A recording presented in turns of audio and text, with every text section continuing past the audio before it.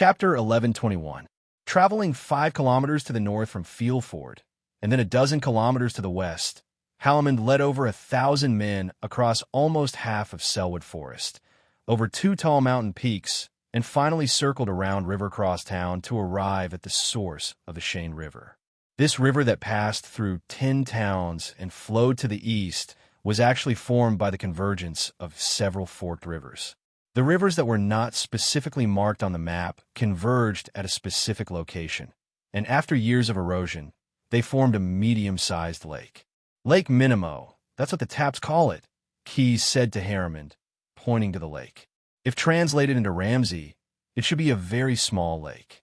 As he spoke, he smiled and shook his head, as if he felt sorry for the name of this beautiful lake. However, with so many soft maple people here, it was unlikely that Lake Minimo would be associated with beautiful in the future. This was indeed the case. The first step of Harriman's plan for the soft maple people was to carry out an earth-shattering transformation of Lake Minimo. First, a few spellcasters would summon water elementals and use these elemental creatures to help them clean up the waterway. Then, under the influence of the water elementals, the soft maple people would pick up tools such as shovels and baskets to dig up large amounts of silt from the bottom of the lake and pile it up on the shore to build a mud dam. Finally, the spellcasters would take turns to cast the mud-to-stone spell to turn the mud dam into a stone dam. In addition to digging up the mud, the soft maple people were also arranged to cut down trees. They had to cut down the trees that were straight enough. It did not matter if they skinned the bark, but they definitely had to cut off all the branches. Moreover, to reduce the friction between the trees, Harriman also let the mages cast the grease spell again, pouring black magic grease over the piles of trees piled up beside the dam. Although the preparation work sounded simple, it was actually a rather large project, and there were many difficulties involved. First of all, just to cut down the trees and dig deeper in a Lake Minimo, they had to mobilize more than 1,000 people for 3 days of high-intensity work. Even with the assistance of a spellcaster, this amount of work was enough to tire a robust, soft maple man to the point that his palms would blister, his legs would weaken, and he would not be able to hold an axe. Not to mention, in order not to be discovered by the river crossing town, which was located about 5 miles downstream of Lake Minimo, these more than 1,000 people could only rely on dry food to survive. For 3 whole days, they couldn't light a fire at all. Even though they were drenched from working in the mud for a whole day, they could only snuggle up to each other for warmth at night. Basically, if this project ended in failure, it would be difficult for these more than 1,000 people to recover without 10 days to half a month of rest. Secondly, during the construction of the rock dam, even though Harriman had planned well in advance, there were still many problems during the actual construction. One of the most fatal miscalculations was that the structure that was originally intended to be a drainage outlet could not completely block the lake water that was gathered by the rock dam. Had it not been for Hallamond's sudden inspiration to summon an even more powerful water elemental elder, allowing it to display its extraordinary characteristics, attaching itself to the structure of the drainage opening as a living blockage, the entire dam might not have been able to gather enough water. If that was the case, the efforts of so many people would have been wasted. In the end, in order to conceal this project, they had to be wary of the scouts sent by the commander of the river crossing town. Although Harriman had initially thought that the possibility of this was very small, as the river crossing town was already lacking manpower and there was no strategic location upstream of the Cheyenne River, it was highly unlikely that Sheriff Ellerwin would send a scout here. However, the anti-scout team led by Keyes had captured and killed more than 50 Greenwood bandits and a small number of deserters from 10 towns in the past 3 days. If even one of them ran to the river crossing town to report the situation, and Sheriff Ellerwin was careful enough, the submarines in the secret submarine base of the river crossing town would scatter to the lower reaches of the Cheyenne River, and this huge project supervised by Harriman would become useless. Thus, 3 days later, when he saw that the water in the reservoir of the dam had gathered more than 30 meters above the ground, and that the entire lake was covered in a layer of black, greasy logs, Hallamond suddenly felt a sense of great fortune welling up in his heart. Use magic to send a message to the Chili Arch. and send the word ready to the reed. Harriman gave the first order to the accompanying spellcasters. Then, he gave the second order to them. Rest for half an hourglass, then open the sluice and flood the river crossing town. River crossing town. After another routine inspection of the secret submarine base, Ellerwin fell into deep thought. Out of the 10 submarines, 2 of them had been sunk in a failed raid a few days ago. Of the remaining 8 submarines, 2 had been repaired for 2 days without any results. According to the machinist's estimates, if these 2 submarines were to sail in the water again, their engines would most likely malfunction. In other words, the submarine force that was his secret weapon had been reduced by nearly half. How's the defense situation in the town? Ellerwin rubbed his swollen forehead and asked the captain of the guards. How much food, defense supplies, and the like are left? How's the morale of the soldiers and their training? The captain of the guards took out a parchment, as usual, and reported the situation one by one to the prefect. Now, everything else is fine, but there are 2 things to pay attention to, the captain of the guards said. First, the garrison forces of the 10 towns have sent news that there are deserters among the locally recruited soldiers. The captains of the garrison have tightened their surveillance and are preparing to use hanging to deter those cowards. Second, in the past few days, the water level of the Cheyenne River has dropped a little. It's not the dry season now, so this situation is a bit abnormal. So, I've sent a scout team upstream to check the situation. Earlwine nodded. Both situations were handled appropriately by the captain of his personal guards, and he did not have any better ideas. Is there any new news from King Vixis or Valensburg, which is under the control of Olivera? According to the news from our Ellerwin family, Valensburg is still busy suppressing the demon worshippers and searching for the demon hiding near the city. The captain of the guards deliberated his words. The situation is not very optimistic. Magistrate Macius has just been buried, and there is a conflict between his family and Olivera.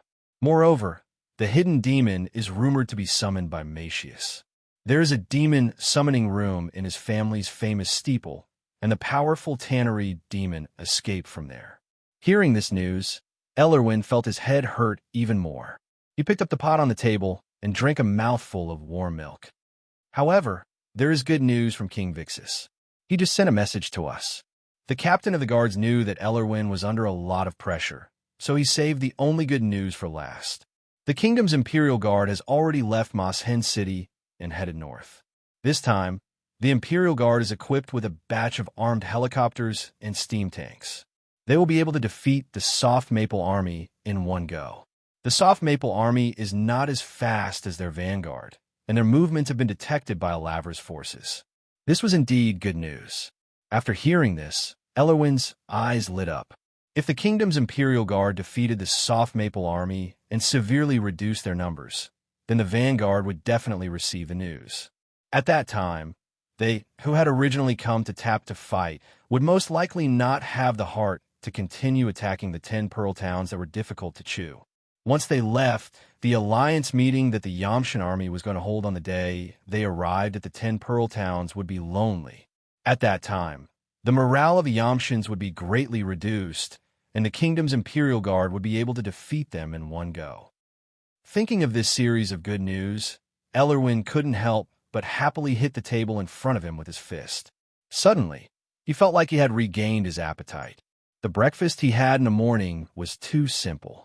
He was going to ask the chef to prepare some roasted quail for lunch. However, he suddenly noticed a problem. The desk that he had just smashed seemed to be still shaking. Ellerwin stood up and looked at the milk in the pot. Sure enough, ripples appeared on the surface of the milky white liquid in the jar. This is... Just as he was feeling hesitant, a loud and clear sound of a horn interrupted his thoughts. "My lord, there is enemy news." The captain of the guards listened to the meaning of the horn's signal.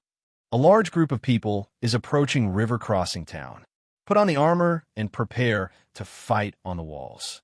They were about to fight, and Ellerwin couldn't care less about the ripples now. He could only hurriedly put on his armor with the help of the captain of his personal guards and a few of his personal guards, and put on the arm bandage. In the scabbard at his side was a morning hall sword with a basket-shaped gauntlet. On his head was a steel helmet with a brimmed helm, and on his belt was a six-sided morning star hammer, almost identical in form to the one owned by Magistrate Messias. Without anyone's help, Magistrate Ellerwin, who was wearing heavy armor, walked up the city walls and looked at the troops approaching River Crossing Town from afar. From their flags, there was no doubt that they were soft maple soldiers. They had a large number of people, and they quickly approached River Crossing Town from the north bank of the Cheyenne River. The north of River Crossing Town was an open field with a cliff behind it. A large road snaked along the cliff, leading further north to Tapt. The south bank of the town was a forest. Although marching in it was definitely torture, it was a good place to hide their movements. The soft maple soldiers chose to march from the north. In Ellerwin's opinion, they had made up their minds to fight openly. "Come on, you bastard from afar." Chapter 11:22. The cannons rumbled like thunder. More than 20 smoothbore cannons were dismantled from the boats by the soft maple people and set up on the north bank of the Cheyenne River, about 2,000 yards away from River Cross Town. The cannons had to be set up on two-wheel vehicles that were half the height of a person to move, and they had to be prepared in advance before firing. Under the control of professional cannoneers, each cannon could fire 2 to 3 6-pound shells per minute. They carried out a continuous bombardment of River Cross Town, which had already been marked as their target. About 3 minutes later, they had smashed out a total of 120 shells. At this point, almost all the shells carried by the Soft Maple Advance Army were used up. The artillery base had basically become a decoration. However, the Taps did not care about this. The impact of the bombardment just now was huge. More than 120 shells destroyed the largest fort in the north of River Cross Town, as well as 2 or 3 market platforms built with stone or wooden planks. The length of the town was the same as the width of the Cheyenne River, and there were many forts and platforms scattered over a distance of more than 500 yards. They were connected by many bridges of different quality and carrying capacity, forming a veritable water labyrinth. Normally, if you wanted to pass through here, you would often have to hire a local guide, especially when you needed to cross a bridge that could support wagons and draft animals. It was best not to save money. But now, the entire northern area of River Cross Town had been plowed by the cannons, and the largest fort, which was also the northern gate of the town, had collapsed into rubble and reefs in the river. "We can't let them fire as they please." Elwyn stood at the top of the fort in the center of River Cross Town. This was an observation platform with a good view. They could see the artillery position of the soft maple people on the north bank in the distance. He put down the brass binoculars in his hand and gave an order to the captain of his personal guards. "Send a group of cavalry to attack the artillery position deployed by the enemy. Bring the newly trained infantry as well. Have them block the local infantry for the cavalry." According to normal warfare, the enemy's artillery position would definitely be the core of their attack. The role of the other troops was to protect the artillery position. As the artillery moved forward, they would also follow, meet the enemy, engage, and occupy advantageous terrain. The best way to counter this tactic was to use cannons, which were more powerful and had a longer range to bombard the enemy's artillery positions. However, the defenders of River Crossing Town lacked such sharp weapons. They only had a few mortar cannons and ballistae that had a short range to defend the town. At a distance of 1,600 meters, there was no way to attack the enemy. Therefore, Erlewine could only adopt a less advanced method, using cavalry attacks and infantry to advance. As the order was passed down, some people quickly appeared on the market platform that was still intact in the north of the town. Because River Crossing Town did not lack bridges that could be built quickly, the speed at which the troops were assembled was not slow. However, the basic commanders who led the troops kept urging their subordinates to move faster. They estimated that after that round of rapid fire, the enemy's cannons would need about half an hour to cool down, clean up the gunpowder and iron shavings in the barrel, readjust the shooting angle, or simply push the cannons forward. However, if the enemy dared to take the risk of exploding the cannons and fire, then their gathered troops would be in a precarious situation.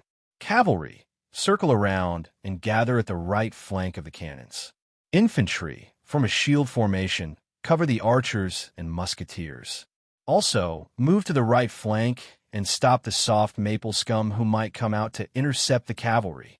After coming ashore, the commanders were still tense, constantly adjusting the distance between their troops. Open the sluice gate. Harriman clasped his hands and shouted at a mage stationed at the top of the rock dam. When the mage heard the order, he immediately recited the last few syllables of a summoning spell that he had memorized. A water elemental elder who was blocking the outlet of the dam heard the call, so he moved the wooden railings that cut off the water and retracted them into the space reserved by the dam. Whoosh, whoosh, rumble. Without the restraint of the elder of water elemental, the water level in Minimo Reservoir, which was already more than 40 yards high, suddenly dropped by 1 or 2 yards and continued to drop rapidly. The surging lake water was like a stampede of horses, carrying logs floating on the surface of the water. All of them rushed towards the downstream of the Cheyenne River. About 5 to 6 miles downstream of the dam, the soft maple cannons had just ended, and the tap people had just started to react. In an instant, a scene that left both parties speechless appeared in front of their eyes. The surging waves rolled up white foam, and the straight tree trunks were like crossbow bolts, rushing with unstoppable momentum toward the small town across the Cheyenne River.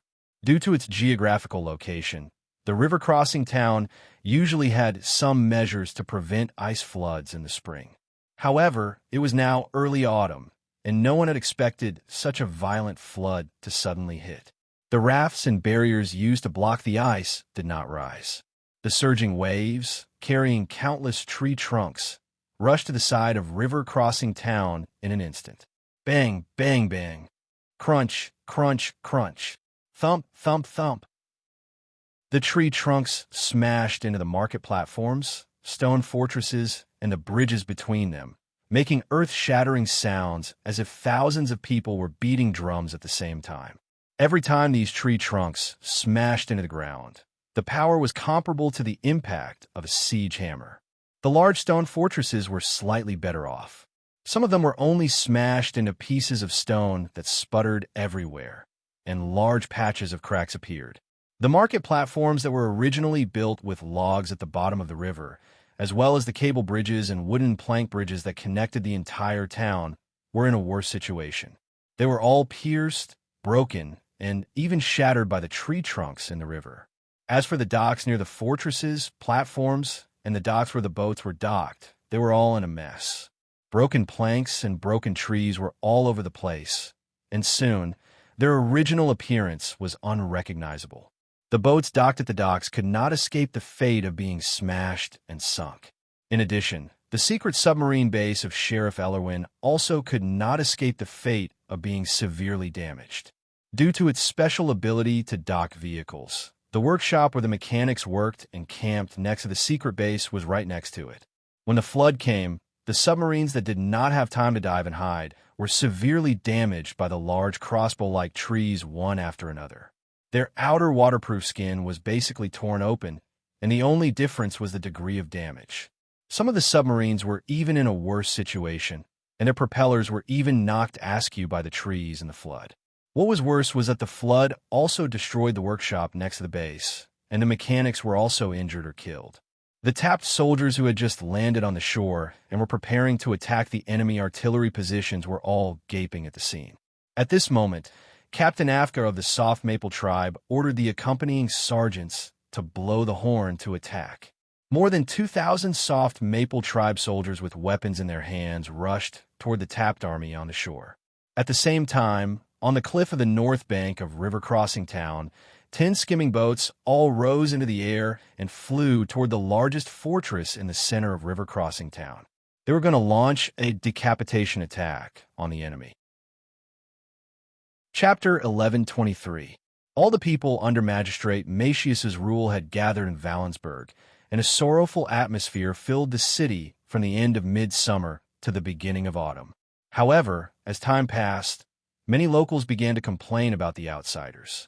In the city's central park, the visitors occupied the most comfortable seats, and in the taverns, they also occupied some of the best seats. In the end, it was no longer just complaints, and some physical altercations even broke out between them. Of course, the city's garrison would soon arrive, and in the name of the Alavra Legion, temporarily taking over the city, they would put an end to the chaos. Usually, both sides would be punished 50 times each. It was then that the people realized that Lord Macius was no longer the authority of Valensburg. From the moment of his death, he belonged to historians, bards, and the memories of certain people. The burial of a lord of a fief required a 7-day funeral. Macius's body was transported to a hall attached to the audience hall in the family's mansion. Usually, this was where he would dress up for the day of petition. This time was no exception, and Macius's body was well dressed. His wife and children carefully rubbed blessed olive oil all over his body, as well as the pungent spices and turpentine traded from afar. Then, with the help of his attendants, his family wrapped him from his ankles to his neck in a white linen that had been smoked with sulfur. Finally, the Lord was changed into a robe. Although Macius had been killed by a powerful demon, and his body was torn to pieces, the spellcasters of the family still used spells to piece his body back together. While preserving his last shred of dignity, it also made the ceremony of disposing of his body less horrifying. His outer robe was a simple robe, the same as the one the young knight wore when he first took his oath. However, there were 6 engravings of the morning star hammer on it, proving that the man lying in the coffin had achieved great glory. Countless slender black candles surrounded the coffin, burning quietly. After Macius's body was solemnly placed, the magistrate's former chief director ordered for the fire beacons near Valensburg to be lit. This was a sight that could only be seen in times of war or major events, and the number of people who had seen the fire beacons last time could be counted on one hand. He also issued another order, ordering men to dig a deep pit on a cliff overlooking the city to the east of Valensburg. On the cliff, where the winds howled all year round, there were 2 tombs covered in snow. Inside the tombs lay the 2 lords who had ruled Valensburg before Macius. They were both Macius' ancestors. The weather was terrible to dig a pit, and the ground was frozen solid. However, the laborers were proud of it. They endured the bone-chilling winds, backaches, and cracked skin, doing their best for this glorious mission. In less than 2 days, the excavation was successfully completed. The mouth of the pit was covered with a huge red and white canvas tent. Valensburg's preparation work was relatively easier. The 4 kitchens of the Macius family's mansion were like foundries. The furnaces burned continuously, and thick smoke spewed out continuously.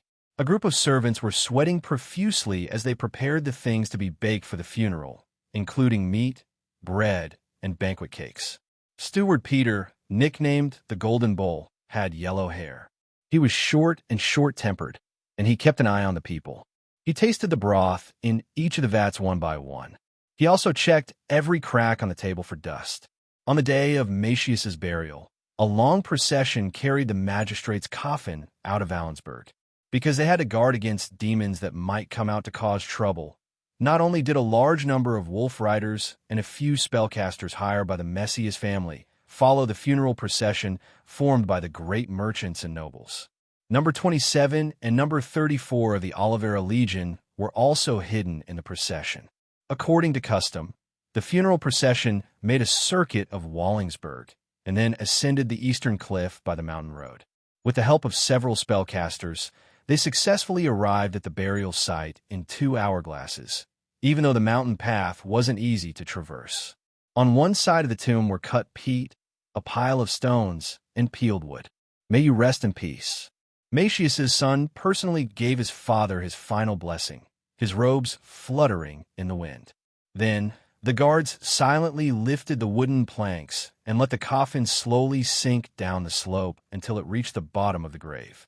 Above, the craftsmen arched the wooden planks and covered them with peat, layer by layer. Finally, they placed the stones on top of the wooden planks, and finally completed Macius's funeral. In the procession, there was a former deacon of the Druid conclave, and now an elder of Valensburg. He cast a protective spell on the grave.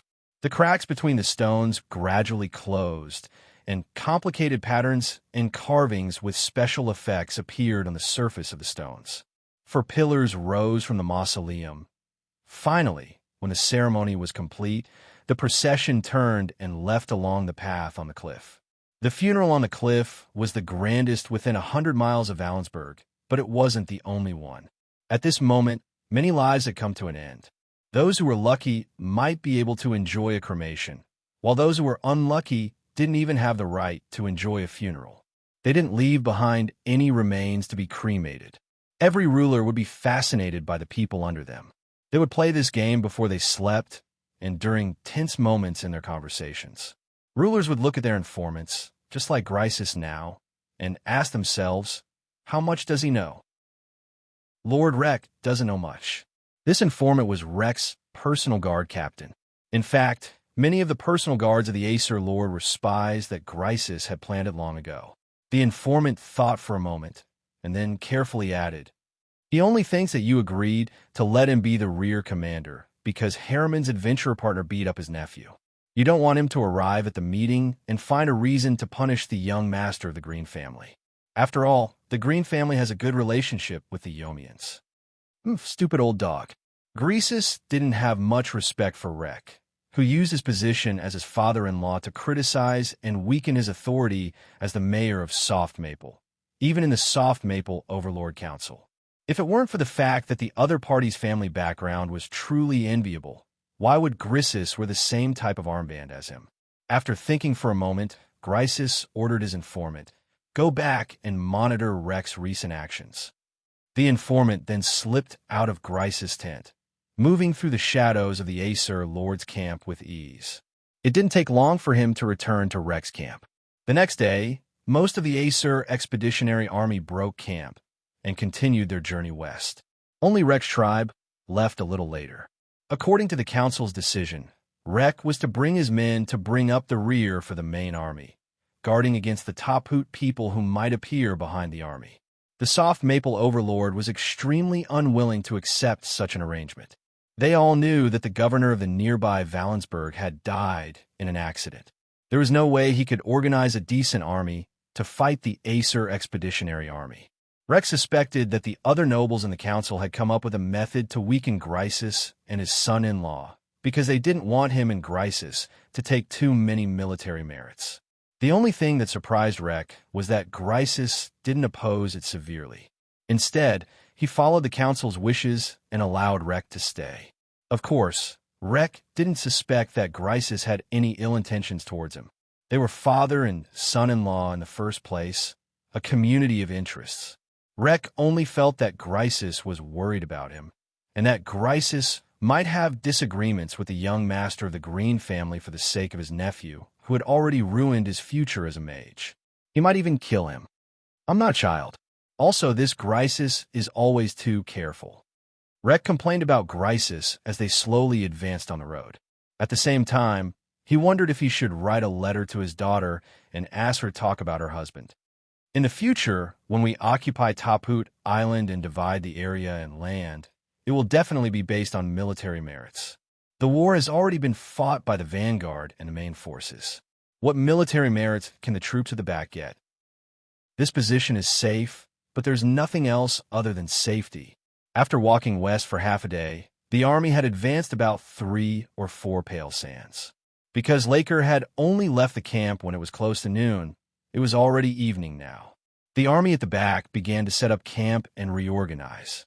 It would take an hourglass or so for an army of more than 2,000 people to set up tents. Rek didn't let anyone cut down trees to build a wall around the camp. He just found a small col surrounded by hills on 3 sides to set up camp, and sent a few more groups of scouts to stand guard. When darkness fell completely, the cold air that slid down from the surrounding hills made all the soldiers feel cold. Soon, bonfires were lit in the camp. The crackling sound of wood burning and the sound of soldiers sipping hot porridge dispelled the silence of the night. Apart from that, according to the rules of the camp, the army should speak as little as possible at night. As the troops at the back, they weren't given too much beer and honey wine. Therefore, apart from the scouts who needed to be on guard against the enemy's night attack, there weren't many people in this army who could drink alcohol today. However, Rek was definitely an exception. He stayed in his camp and ate the roasted meat that the chef had specially prepared for him. He drank a pot of honey wine to his heart's content, not noticing the impending danger at all. Chapter 1124. The autumn nights were still hot and dry. After drinking honey wine and eating barbecued meat, Laker was sweating profusely. He wiped his greasy fingers on his robe and then stood up. He walked to the side of the tent and lifted up the felt that served as the door to the tent. The cold wind with the smell of pine and cypress from the surrounding forest poured into the tent and made Laker feel a little cool. He looked up. The moon was well hidden by the fence woven by the clouds. Only a small amount of light shone on the ground. Nay, suddenly, a warhorse neighed outside the camp. Laker frowned and squinted his eyes to see who it was. Soon, his guard captain rushed over and brought in the information he wanted to know. It was a warhorse of the soft maple people, and its owner was a scout who was sent to be on guard. The scout died before returning to the camp. There was a penetrating wound on his chest. What happened? Laker was immediately alerted. He rubbed his cheeks hard to relieve the numbness caused by the alcohol. However, before the captain of the guards could answer his question, a violent explosion was heard from the camp. Flames suddenly burst out, and the bodies of several soldiers who had already been turned into broken limbs sputtered everywhere. Some brave people went forward to check and found that the corpses were wearing the uniform of the Soft Maple Scouts. Not good. Laker immediately ordered, "Sound the war drums and gather everyone. We will prepare for battle." Before the order was passed down, green lights suddenly lit up on the opposite side of the colonel. They were the phosphorescent headlights of the kingdom's Royal Guard army under King Vixith's command. They projected the cold light into the call and illuminated the Soft Maple people's camp. Then there was a rumbling sound of engines. Dozens of steam tanks lined up in a row spewed out thick smoke as they quickly advanced towards Laker's camp. In the dark night, the steam tanks that were painted black looked like huge black monsters. They were pressing down on the Soft Maple people with an unstoppable momentum. Suddenly, the nerves of the Soft Maple people tightened. Fire at will. Don't let them gather again. Laker made a prompt decision and changed his original strategy. Also, let all the skimmers take off and prepare to bombard those steam tanks. No matter what, we must slow them down. Not to mention the fact that there was no fence in the camp. Even if there was a fence, those wooden stakes were not concrete anti-tank cones. They would not be able to stop the powerful charge of dozens of tanks. If the steam tanks were allowed to charge into the camp, the enemies following the tanks would also swarm in through the breach. At that time, Lake's army would be in danger, and the truth was far worse than Lake had expected. Although the skimmers took off before they could play their role, the top nation's Imperial Guards also sent out their war weapons to fight for air supremacy with the skimmers. Buzz, buzz, buzz, more than 30 helicopters made of iron sheets, steel pipes, and blades rose into the air from the topped army like a swarm of bees rushing toward the Soft Maple boats. Each helicopter had two symmetrical propellers on the left and right. Under the control of the pilot in the center of the cabin, the topped helicopter's trajectories were very sensitive. Their fuselages were also coated with fluorescent powder. This was to prevent collisions when flying in groups at night. However, it was also because of this that they did not take off just now, but hid behind the army with canvas. Otherwise, the Soft Maple people would have discovered these war weapons through the fluorescent powder. Compared to the long and narrow skimmers that could carry the weight of nearly 30 people, the topped helicopters were undoubtedly smaller. They could only carry 3 people. In addition to the pilot in the middle, 2 other crew members were tied to the steel frames on both sides with leather straps. They were responsible for the attack. In addition to being equipped with rapid-fire crossbows, revolver rifles, explosive grenades, and other weapons, each of them also carried an expensive explosive staff. Although the weapons on the skimmers were actually stronger, these helicopters had obviously undergone targeted confrontation training.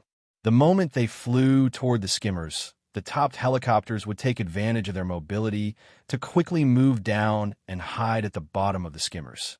The 2 members of the attack team did not hesitate to use their magic staffs to launch explosive magic balls at the bottom of the skimmers. When the explosive balls tore a big hole in the bottom of the skimmers, and the crew on the skimmers were in a flurry, the helicopters would circle back to the top of the skimmers. The members of the attack team would continue to launch explosive balls from above. If their magic staffs ran out of energy, they would throw grenades at the deck of the skimmers, or use their revolver rifles and rapid-fire crossbows to attack the crew. In addition, in order to better control the skimmers, the spellcasters usually had only one spell slot on the ship, so they could not counterattack the topped helicopters that were jumping up and down. Therefore, the soft maple skimmers immediately crashed on a large scale. If the spellcasters were prepared with levitation or featherfall, they might have a chance to survive falling from a height of several hundred feet. However, if they were targeted by the attackers on the helicopters, their chances of survival were actually very slim. As for the ordinary crew members, when the skimmers crashed, their lives entered the final seconds. The battle in the sky soon came to an end, and the topped helicopters won a great victory. All 13 skimmers crashed, and the top side only lost 2 helicopters. On the opposite side of the battlefield, the battle on the ground had just begun. As Rek had expected, the steam tank's charge was unstoppable. Even the soft maple people's muskets could not break the shells of the iron cans. The cannons that could really deal with them were all destroyed together with the skimmers. Because they were in a valley surrounded by mountains on 3 sides, the soft maple people had no way to retreat, and there was no terrain for them to take a detour. Unless they deserted and ran alone into the dense forest next to the camp. The soft maple soldiers would only die when faced with the steam tank's cannons and the topped musketeers in the vicinity. However, even if they gave up their honor and beliefs and became deserters, these soft maple people were not 100% sure that they could survive. In the dense pine forest, in addition to the Imperial Guard's ambush, there were more than 50 modified soldiers of the Oliveira Legion who were already on standby. The scouts that Rek had sent out before were actually found and eliminated by the Oliveira. The soft maple people who had broken away from their organization and even threw away their weapons in order to escape quickly were no different from chickens waiting to be slaughtered when they entered the dense forest. Damn it! Damn it! Rek cursed angrily. The lord of the soft maple people had just used a musket to kill 2 Imperial Guard soldiers who had sneaked into the vicinity of the tent. The 2 men's heads were blown off by the weapon in his hand. However, his personal guard captain was also unfortunately killed. The iron armor on his chest was penetrated by the revolving lever rifle's bullet. Although Rek tried his best to call out loudly, only a dozen personal guards gathered around him. Once again narrowing his eyes, Rek decisively ordered, "Retreat, hide in the forest, and then go over the hill." With that, the fat, soft maple aristocrat, with an agility that did not match his figure, jumped on the warhorse, pulled by a personal guard. Nay, as if it sensed its master's anxiety, the warhorse neighed and then galloped to the edge of the camp. Some of the dozen personal guards rode in pairs, while others simply moved their legs to keep up with their lord. After entering the dense forest, some soft maple deserters spontaneously ran to their side. Following the commander was a soldier's nature. At this time, Rek did not have the intention to pursue the deserters. After all, didn't he also abandon the camp and did not have the courage to fight to the death with the enemy? What's more, there were still enemies in the dense forest. He also needed more soldiers to protect himself so that he could escape with his life. There was nothing wrong with his decision. It could even be said that it was very correct.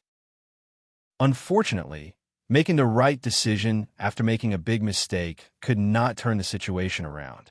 The ambush of the country's Imperial Guards hidden in the pine forest, as well as the 50 transformed warriors of Oliveira's Legion, had the same attitude towards Rek as the other soft maple soldiers: kill without mercy.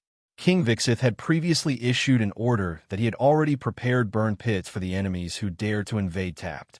Just as Rek ran into the dense forest with his men and advanced about 200 yards, the ambush quietly surrounded them. A row of tapped musketeers crouched behind the bushes and fired a wave of bullets at the fleeing people with their revolver rifles. Each revolver rifle had 8 bullets. As long as the lever on the trigger was pulled, the action of reloading could be completed. Therefore, a skilled musketeer could even pour out all 8 bullets in less than 10 seconds. At the same time, more than 20 Imperial Guards of Tapt opened fire. Within a few seconds, they had fired nearly 100 bullets into the fleeing troops led by Rek. As expected, the number of people Rek hurriedly gathered was even less than the number of bullets poured out by Tapt. Even though many of the personal guards were wearing good armor and weren't killed by a single shot, the horses they rode on didn't have armor to protect them. Almost all the war horses they rode were killed by the bullets. Many people did not have time to jump down from their horses and were crushed under their heavy bodies. Kill them. The Imperial Guards of Tapt who carried out the ambush did not change their bullets. The morale of the 20 or so people was high. They threw down their revolver rifles and picked up leather shields, short swords, and battle axes from the ground, and directly charged at the group of soft maple people. 20 against 50 people, it seemed that they did not have the advantage in numbers. However, considering the casualties caused by the barrage of bullets, and the fact that the soft maple people were like birds that were startled by the mere twang of a bow, the Tapt Nation's Imperial Guards managed to wipe out almost half of the enemy with a single charge. Chapter 1125. Laker was in a life and death crisis. If he was still a young man in his 20s, then he would definitely teach the guy who dared to use a sword a lesson, instead of only using the Iron Gate style and Wild Boar's Tooth style to block the opponent's sword and saber. Not only was it strenuous, but it was also quite dangerous. Of course, how could it not be dangerous when fighting for one's life? Moreover, he was not young anymore, and his strength was not enough to support this fight. After successfully blocking the dagger of a Taphut Imperial Guard, and then using his other hand to pull away the guard shield, he used an ingenious slash move. He drew a semicircle with the soft maple longsword in his hand, and then took the opportunity to slash at the enemy's neck. After killing the enemy who came looking for him, he was very sure that there was no way he could defeat the remaining 20 or so enemies. As for the personal guards and soft maple soldiers who were following Laker before, they were now basically cut down by the enemy. Damn Taphut gnomes. Laker cursed. Then, he threw the longsword in his hand with all his might, and it just so happened that it slid along the edge of the shield and pierced into the eye of another Imperial Guard who was pouncing on him. A one-hit kill. Without any hesitation, Laker turned around and left the battle, madly running toward the depths of the dark forest. At the same time, he pulled off the jewelry necklace on his chest, and several magic halos lit up on the boots and robes of the Lord of the soft maple people. His boots were enchanted with the instant slip-away spell, while his robes were enchanted with the arrow protection spell. One spell allowed him to run faster than a galloping horse for a short period of time, while the other allowed him to temporarily not have to worry about arrows or bullets coming from nowhere. A few years ago, in order to buy these 2 enchantment items, he had to pay 40 gold drogos to the scale of perpetual order. This amount of money could buy the ownership of several farms. At that time, Laker had thought that these things were too expensive, but now he felt that the money was well spent. Otherwise, how could Rek run so fast, to the point that he could cover a distance of 7 or 8 yards in the blink of an eye, completely throwing the chaotic battle to the back of his mind? Otherwise, what if a few sharp-eyed soldiers of the Tapt country saw the big fish that had escaped the net and hurriedly took out their guns to shoot at him? But the bullets only caused some sparks on his robe. Laker now only regretted that he wasn't willing to spend more money to buy more powerful enchantment tools. Perhaps after this expedition is over. No, after I meet up with Grisis and the others, I'll use walkie-talkie. While the noble was plotting in his heart, his footsteps didn't stop for a moment. Just by stepping on the leaves of the bushes with the tip of his boot, he would jump far away with a whoosh. Soon, he reached the end of the forest and saw the hill covered with sparse vegetation. Ouch! Laker suddenly felt a sharp pain in his toes. His lower body stopped running, but his upper body fell forward due to inertia. Fortunately, he managed to hold on to a pine tree beside him in time, so he didn't fall to the ground. However, the palm that he used to hold on to the tree trunk also felt a sharp pain. He quickly glanced at his injured foot. The tip of the boot on his right foot had been neatly cut off, and several toe caps had been flipped over. In addition, there was a wound on his palm.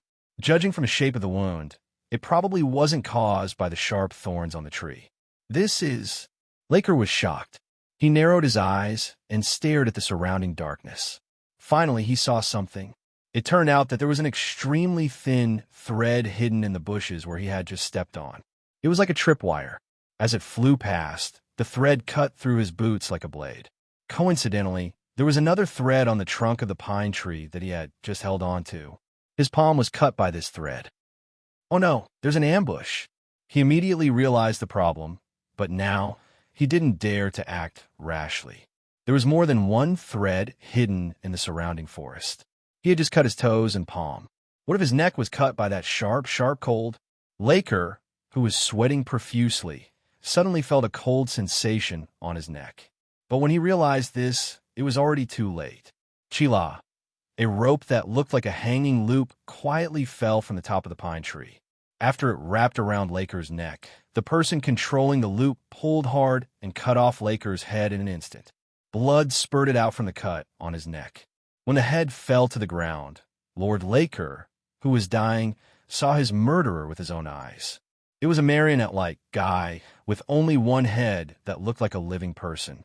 The end of his two mechanical arms were palms, holding two triangular short blades that followed the golden ratio. On his back, there were 8 arthropods that looked exactly like a spider's limbs. This marionette relied on these arthropods to move between tree trunks. Hundreds of metal threads hung down from his abdomen.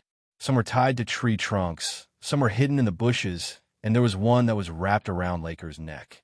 The loop was dripping with blood. Of course, this was all that Laker could see. A head that had been cut off would not be able to retain consciousness for long. However, at the last moment of his life, the ambergris lord finally saw the famous cyborg of Tap's southern nation with his own eyes. Not only that the cyborg that killed him was ranked second in the entire Alavra Legion. His official name in Alavra was number 2. However, everyone who knew him, including the warriors of Alavra Legion, preferred to call him Puppet Master or String Killer. These two names were more appropriate. Grisus was furious. On the day he received the news of Laker's death and the annihilation of the rear troops, he presided over the Ambergris Lord Council. As the mayor of Ambergris and the former chairman of the council, he also held the position of the current chairman. At the same time, he issued an order to all the Ambergris lords. Full speed ahead. Hurry to 10 towns as soon as possible to meet with the Yomu Alliance. The strength of this southern nation of Tapt is somewhat beyond our expectations. Using the method of communication with a reed, Grisus had the clerk write a letter with a reed pen enchanted with magic. Afka, the commander of the advance force far away in 10 towns, immediately received the notice that the army clerk had reported that the ruby at the tip of the reed had lit up, indicating that an urgent letter was being sent. Afka immediately had the clerk hover the reed pen over the blank parchment and transcribe the words of the letter. The southern nation's Imperial Guard has been dispatched. The 2,000-man squads, led by Lord Laker, encountered them last night. Our side suffered a crushing defeat. Nearly 2,000 people, including Lord Laker, died. Only 100 or so cavalry managed to break out of the encirclement and met up with our main force this afternoon. Considering that the date of the Alliance meeting is approaching, the Expeditionary Army will rush to 10 towns in 2 days at most. Therefore, the contents of the advance force, Chiliarch Afka, are as follows. Grisus gave clear instructions to Afka, one by one. Among them, the two things he gave the most detailed instructions were for Afka to prepare a camp and stockpile some food in advance for the Expeditionary Army's nearly 20,000 people. Afka couldn't help but sigh when he saw Grisus' 2 requests. If it was just to prepare a camp, that would be fine. At worst, he could just conscript the residents of 10 towns to do manual labor. However, when it came to food, this Chiliarch was truly helpless. He couldn't produce food out of thin air. As for the food stored in River Crossing Town's granary by Sheriff Ellerwin, a portion of it had been soaked when Harriman used the water to attack. Now, the cooks were busy trying to salvage it, quickly turning the soaked wheat flour into flatbread to increase the preservation time. Another portion had been contaminated with feces and poisoned by Ellerwin before he retreated with the help of the druids with elemental spell. It was estimated, by counting the number of granaries in the town, that there was less than a tenth of what there was left of the grain that had not been washed away by the flood, that had not been soaked in water, and that had not been contaminated by poison. If it was used as the advance force's food reserves, it could last for about a week.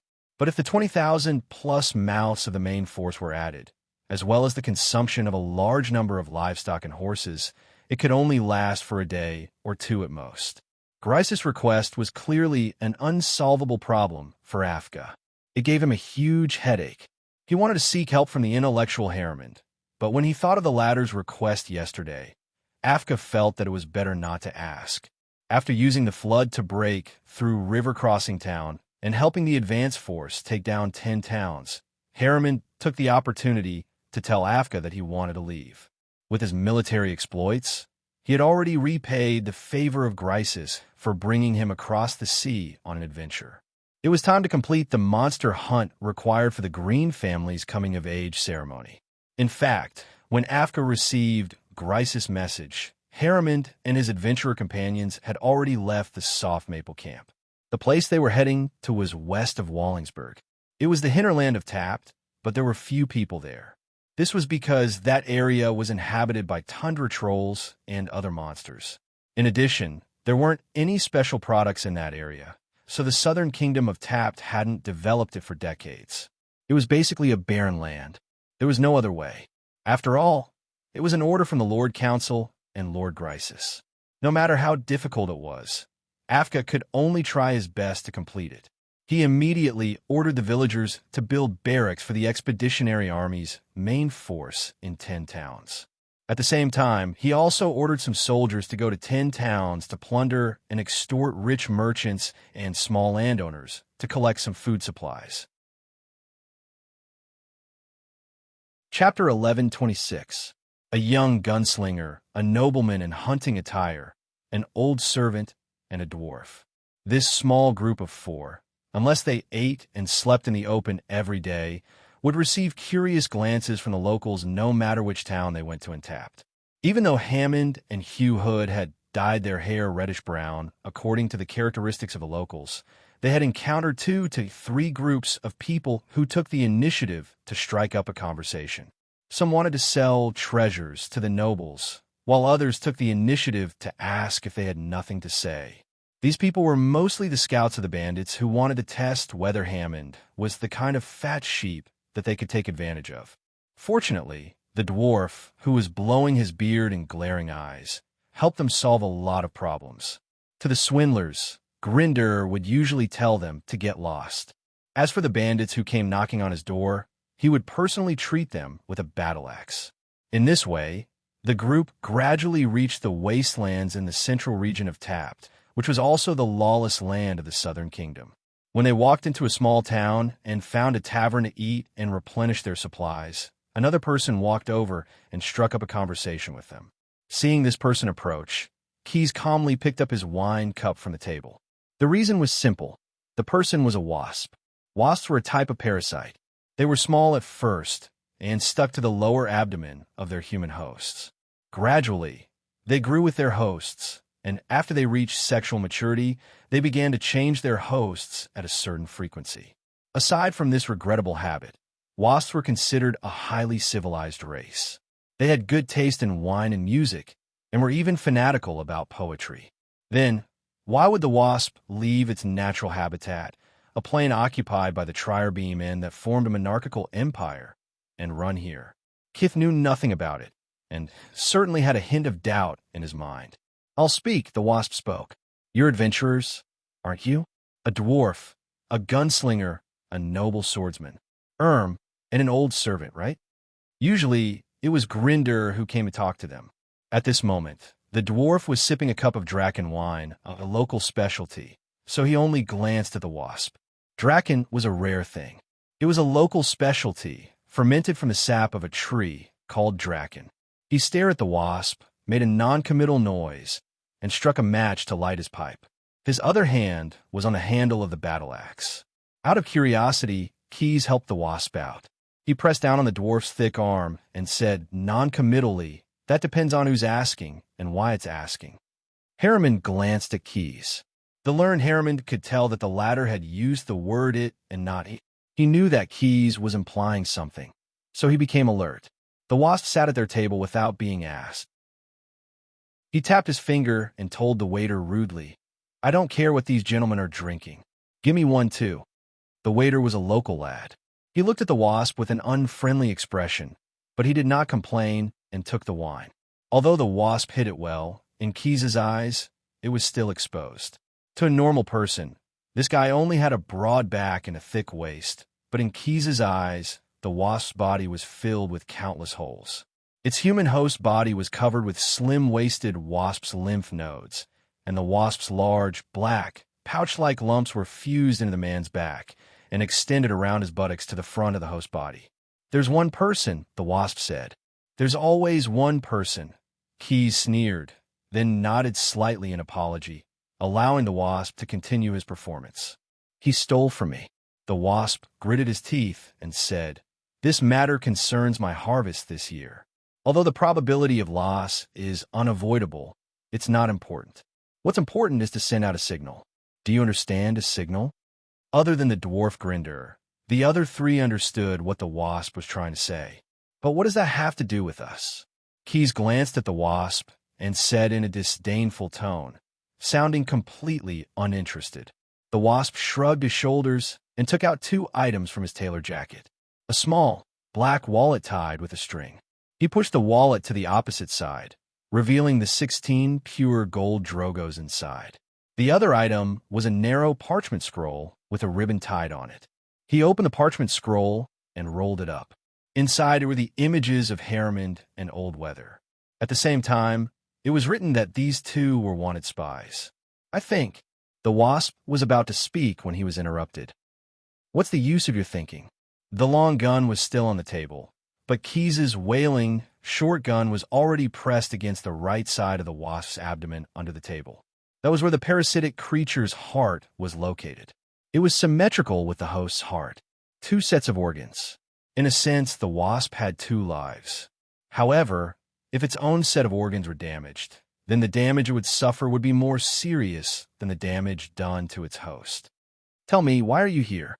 Is the trier plane cleaning up the parasites again, or is it because of other reasons?" Keys's words stunned the wasp. He did not think that there was anyone in this plane who could see through his disguise. The so-called wasp was actually an alchemical, magical creature born in a laboratory. They were an invasive species created by the Sirius, a race of villains in the astral plane, to invade the trier plane.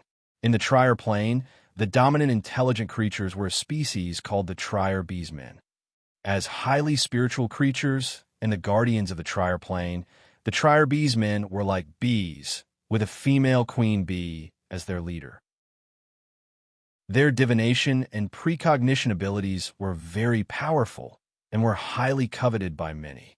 Some planar merchants even became brokers, introducing the trier beesmen's profits to clients from other planes.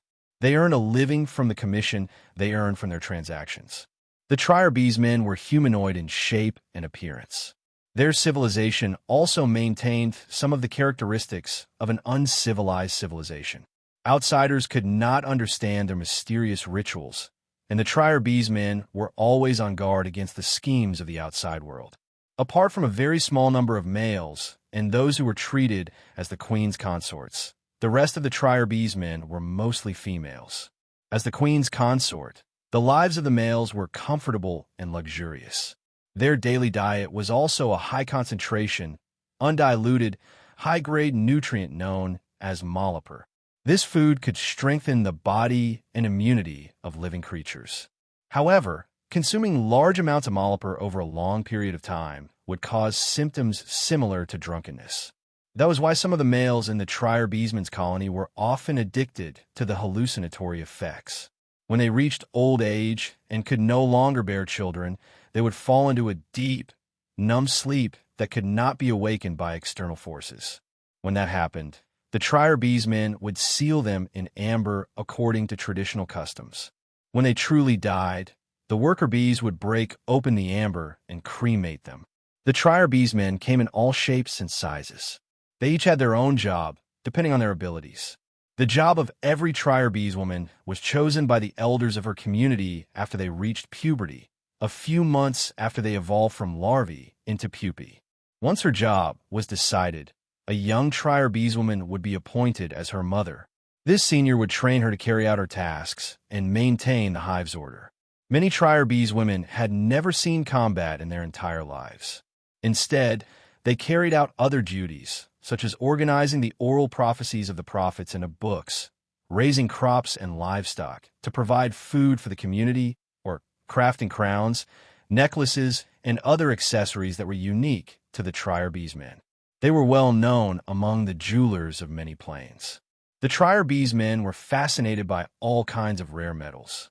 The intricate methods they used to craft these alloys showed the passion and dexterity of their race. It was because of their craftsmanship that the Sur in the astral plane had their eyes on them. However, the Sur bees men considered that it would be troublesome to fight the Trier bees men, who were well-equipped and widely used bee venom.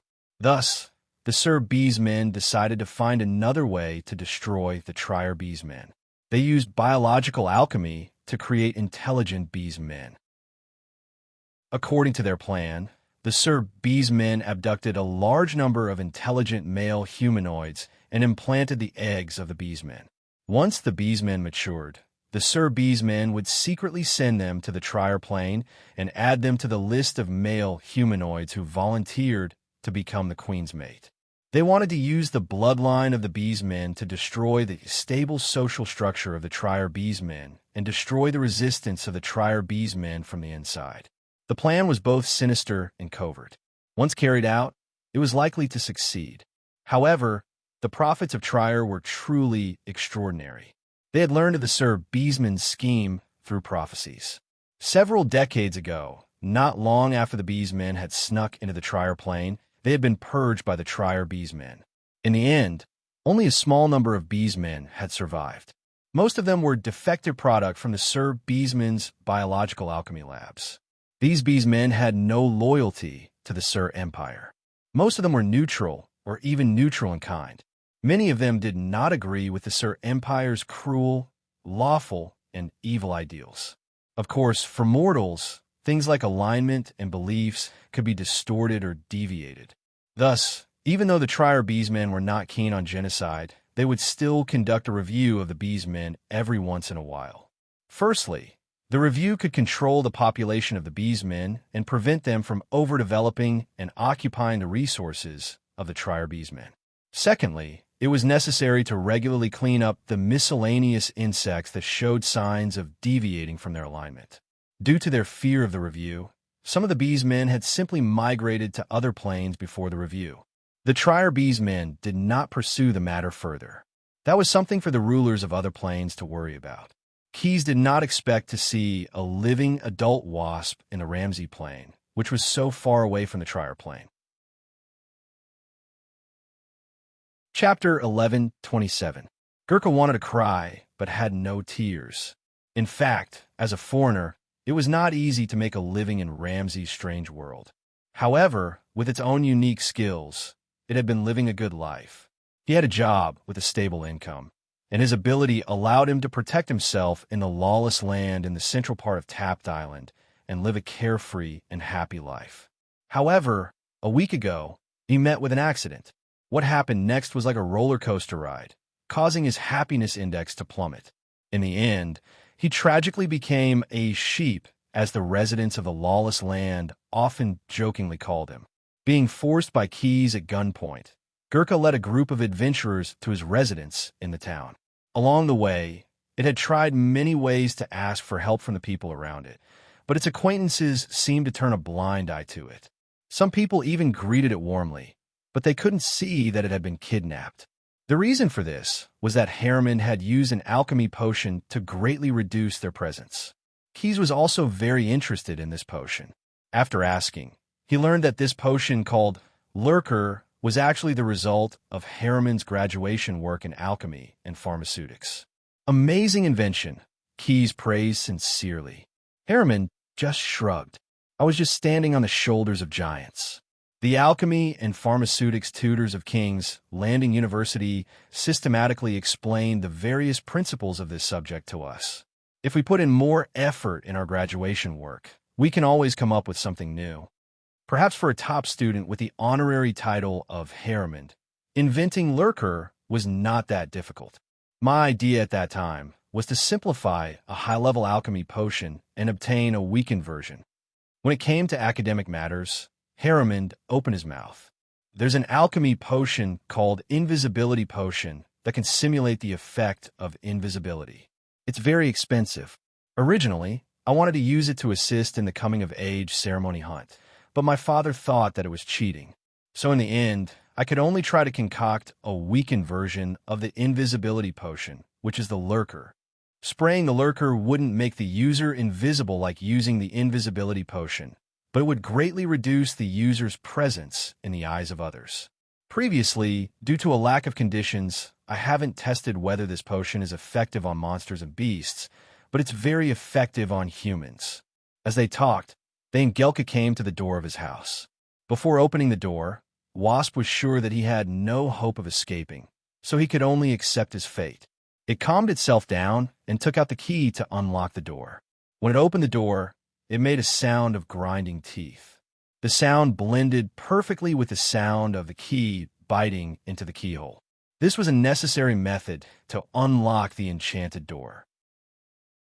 Otherwise, the door lock would regard it as a violent intrusion. In that case, the door lock would immediately spray out a strong acid, giving the thief or robber an unforgettable lesson. Because the lock was brought from the Trier plane, the password to unlock the door was naturally in the Trier B language. The human vocal cords could not imitate this sound. What Gelka meant was, "I'm the one who opened the door. Don't make me do the 8-figure dance awkwardly." After opening the door, Keyes pushed Gelka with the muzzle of his gun and said with a smile, "Do you want to do the 8-figure dance? Don't dawdle." Hearing this, Wasp was shocked and said anxiously in his heart, "No way, no way. This guy actually understands the Trier B language?" However, even though Keyes directly saw through Wasp's mind with his powerful psionic power, he did not point it out.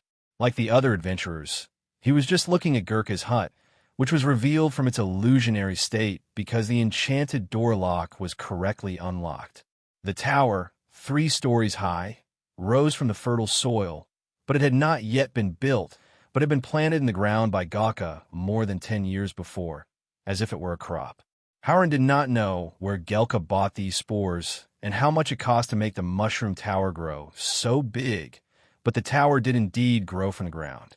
The stem was tall and elegant, the top of the cap was round like a ball, and the gills were raised. On the lavender wall, there were a few hoes and shovels leaning against it.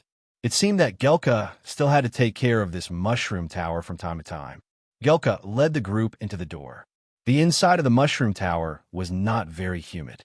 The raised gills were actually ventilation holes. The building had a natural fresh air system.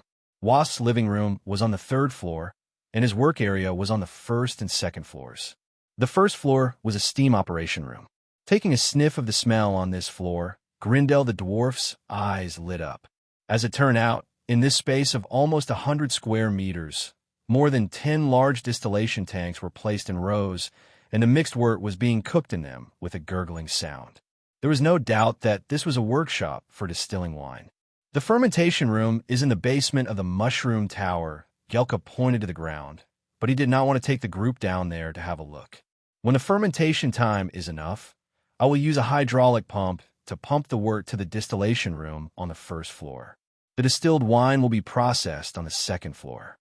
As he spoke, he made a pleased gesture. They followed Wasp to the 2nd floor. The space on this floor was slightly smaller than the 1st floor, and there were no large distillation tanks. There is only a huge condensing cauldron, which was placed alone in the middle of this floor. It's another enchanted item. Harriman looked at the runes on the condensing cauldron and explained to his companions, "Those are magic runes, not the magic circles that were popular in the past. It should be a relatively new enchanted item. Its function is to keep the liquid in the cauldron always at a temperature below 0. A new enchanted item. Hearing this, Keys could not help but smile. He really did not expect Gelka to be so rich.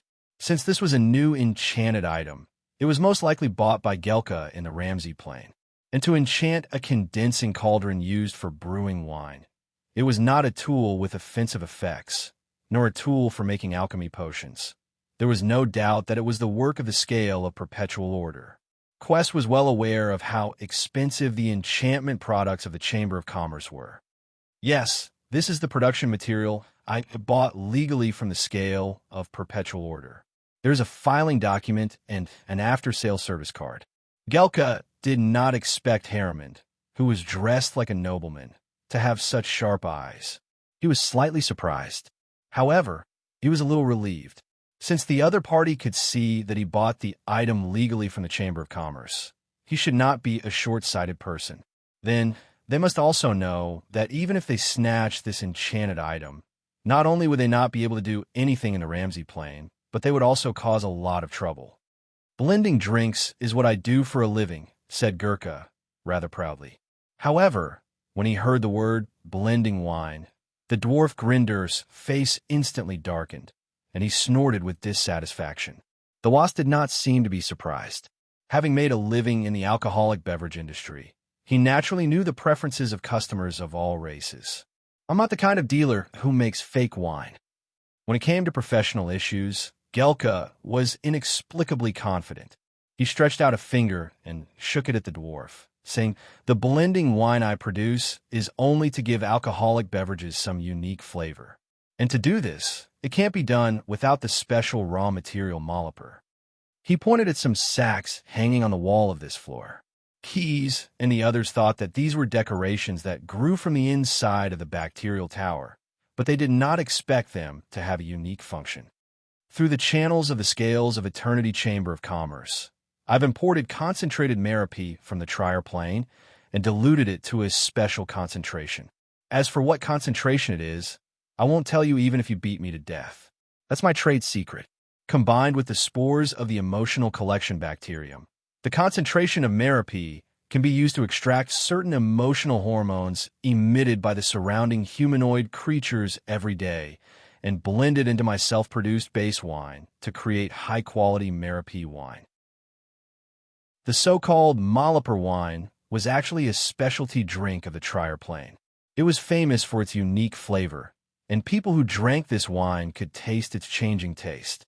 Although many people were curious about how this wine was made and try to make it, they could not succeed. It was just that they did not expect a wasp to master the core technology of making this wine. No wonder. Keys listened to Gelka's words and instantly connected with the brain in a jar of the Ramsey branch of the scale of perpetual order in King's Landing City with his powerful psionic ability. He pulled up the sales records of Malaper wine for the past 10 years. The Malaper wine's target audience is not large. The supply is usually solved by importing. But some time ago, the Trier bees and the seals fought a war, and the taste of this Malaper wine became very hot. Only a few local products labeled as non-hot satisfied the additional needs of the gluttons. However, after putting together this series of information, Keys still did not understand why this wasp blender did not stay at home and make money, but went to the town to make contact with the adventurers, and even said that it left a signal for the people who stole it. Could it be that there were other wasp blenders alive in this place, and the latter had snatched its share of the business? For the recent batch of products, Gelka picked up a big spoon next to the condensing cauldron, scooped up a mouthful of wine that had been blended with some Malaper, and directly spat it on the ground. Are all ruined. The nearby residents are now frightened by a demon who came out of nowhere. The stench emitted by the demon affects the souls of humans and mixed their emotions with the stench from the abyss. The emotional Malaper I extracted not only wasted the raw materials, but also contaminated the base wine. Chapter 1128. As the natives of the abyss, most demons were imprisoned here forever. Apart from inherent fear of the abyss, most demons were enslaved and tortured by more powerful demons. Their only relief was to torture other people, that is, demons weaker than them, or visitors from the abyss who could be fought and tortured. The premise was that they could not find a way to escape. Very few demons had the ability to leave the abyss. Ironically, demons with this ability often had the least reason to leave the abyss. They were the strong of the original plane and ruled other demons. Unless they were summoned by the abyss to spread chaos to other planes, these demons would focus on maintaining the power to fight against competitors instead of finding trouble with other races in the multiverse. However, many times, the appearance of demons in the material plane was a big trouble in itself. They were the spokesmen of chaos and evil. They tended to solve problems directly with violence and could cause destruction in various ways. Sometimes, demons in the material plane would play the role of lone wild beasts. Sometimes, they were slave masters who put shackles on their slaves. They were even raw materials in some dangerous magic experiments. If one had to classify the roles according to behavioral logic, of course, this was only an analysis conclusion drawn by demonologists from the perspective of a bystander. When demons acted on their own, they were not very logical. Then demons in the material plane could usually be divided into 3 different types: assassins, berserkers, and corruptors. The blade of an assassin always pierces the enemy's heart. Find a target and kill him. This was the creed of the demon assassins. Demon assassins moved secretly and were good at tricks. Chaos was their cape, and cruelty was their armor. Although all demons were essentially killers, these assassins' fanaticism for killing had reached a new height. For most demons, killing symbolized the climax of destruction. Many demons liked to torture their targets slowly to create greater pain. But assassins were not like that. When assassins attacked, their only thought was death. If death could cause chaotic pain, that would be good, but killing the target was always the primary goal. In addition to assassins, there was another type of demon that was more typical, and that was the demon berserker. The latter was violent through and through. Every demon had the element to become a berserker.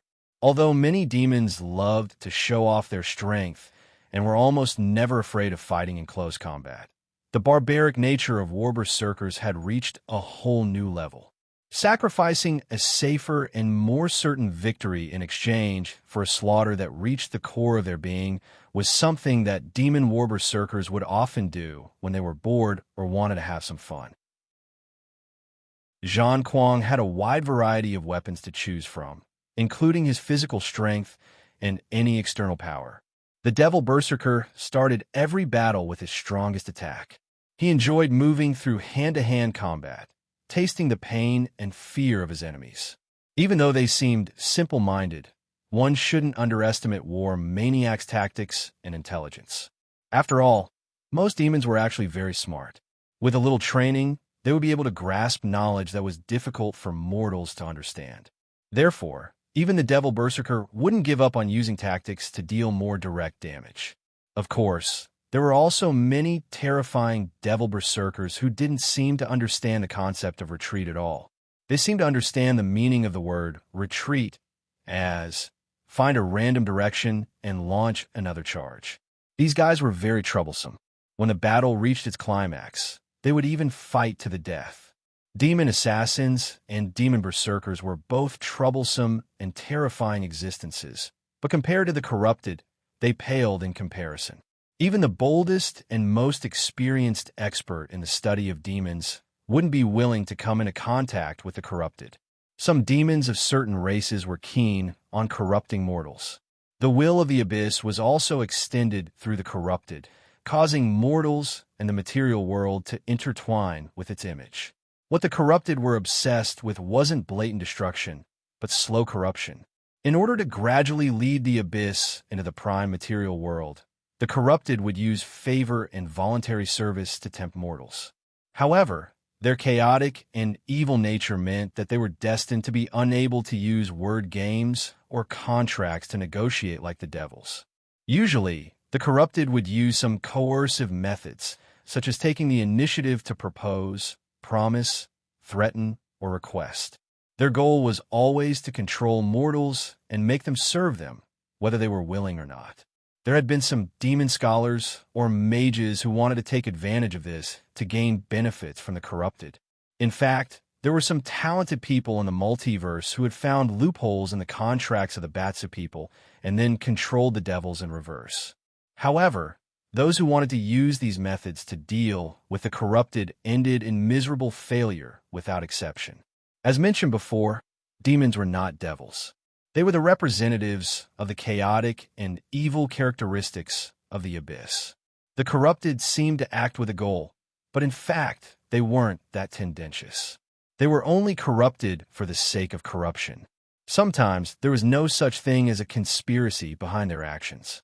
Even the existence of the corrupted in the material world was a kind of corruption in itself. The most obvious evidence was that after the corrupted came to the material world, they would always establish a base in the prime material world. They would find or create a nest with the characteristics of their homeland. The corrupted didn't just want to corrupt living things.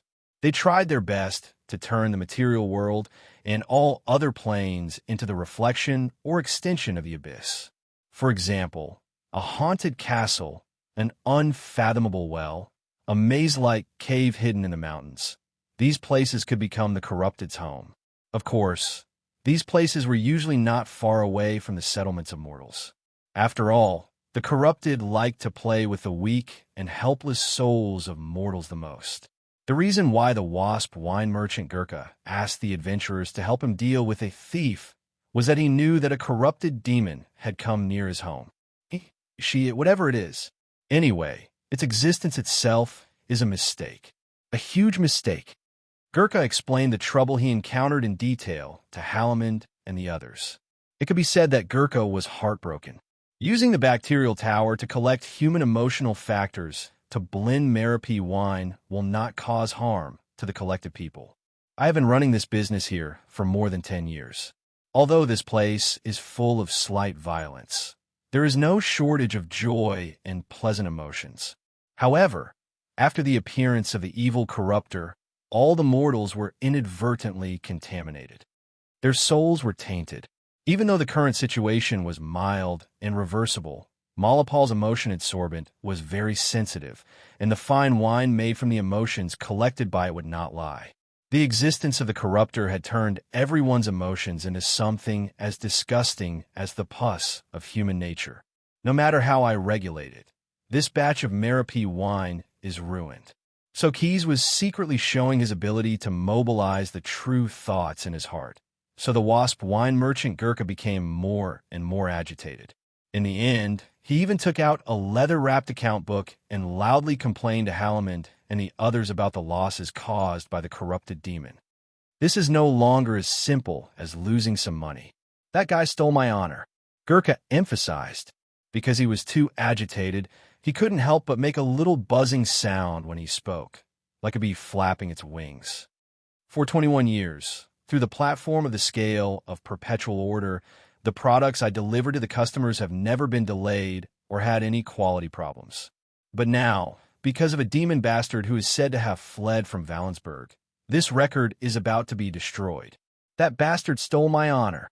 Hearing Gurkha's words, even the dwarves, who didn't think highly of merchants in the blending business, felt some sympathy for the wasp wine merchant. Halamond, on the other hand, was interested in the demon who fled from Valensburg, mentioned by the wasp wine merchant. So, you've already found out some details about the corrupted demon? Halamond asked. The wasp wine merchant frowned, trying to find a more suitable wording. I can't say that I've found out, but I do have some ability to control bees. Those cute little guys who are busy collecting honey every day told me that many of the places they often go to for food, from Valensburg to our place, have been contaminated. Combined with the information obtained from the sheriffs and legal narrators in several neighboring towns, they said that Sheriff Mischius in Valensburg was killed by a demon, and they are busy searching for the demon who committed the murder.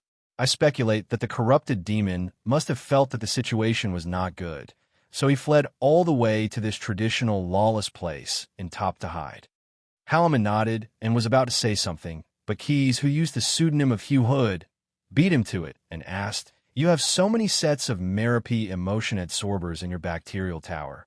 He pointed to the 36 equal-sized, protruding prismatic liquid sacs on the wall of the second floor of the bacterial tower, which contained the diluted Merapy.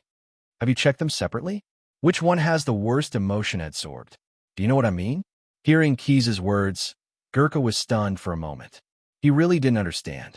However, Harriman immediately reacted. The corrupted demon has the habit of building nests. Even if he fled here to hide, he would definitely create some home field advantage for himself, the young master of the Green family quickly explained to the Wasp wine merchant. Distinguish which direction has the worst emotion adsorbed, and you should be able to determine where the demon's nest is. Suddenly, Gurkha's eyes lit up. You mean, you're willing to accept my mission to slay the demon?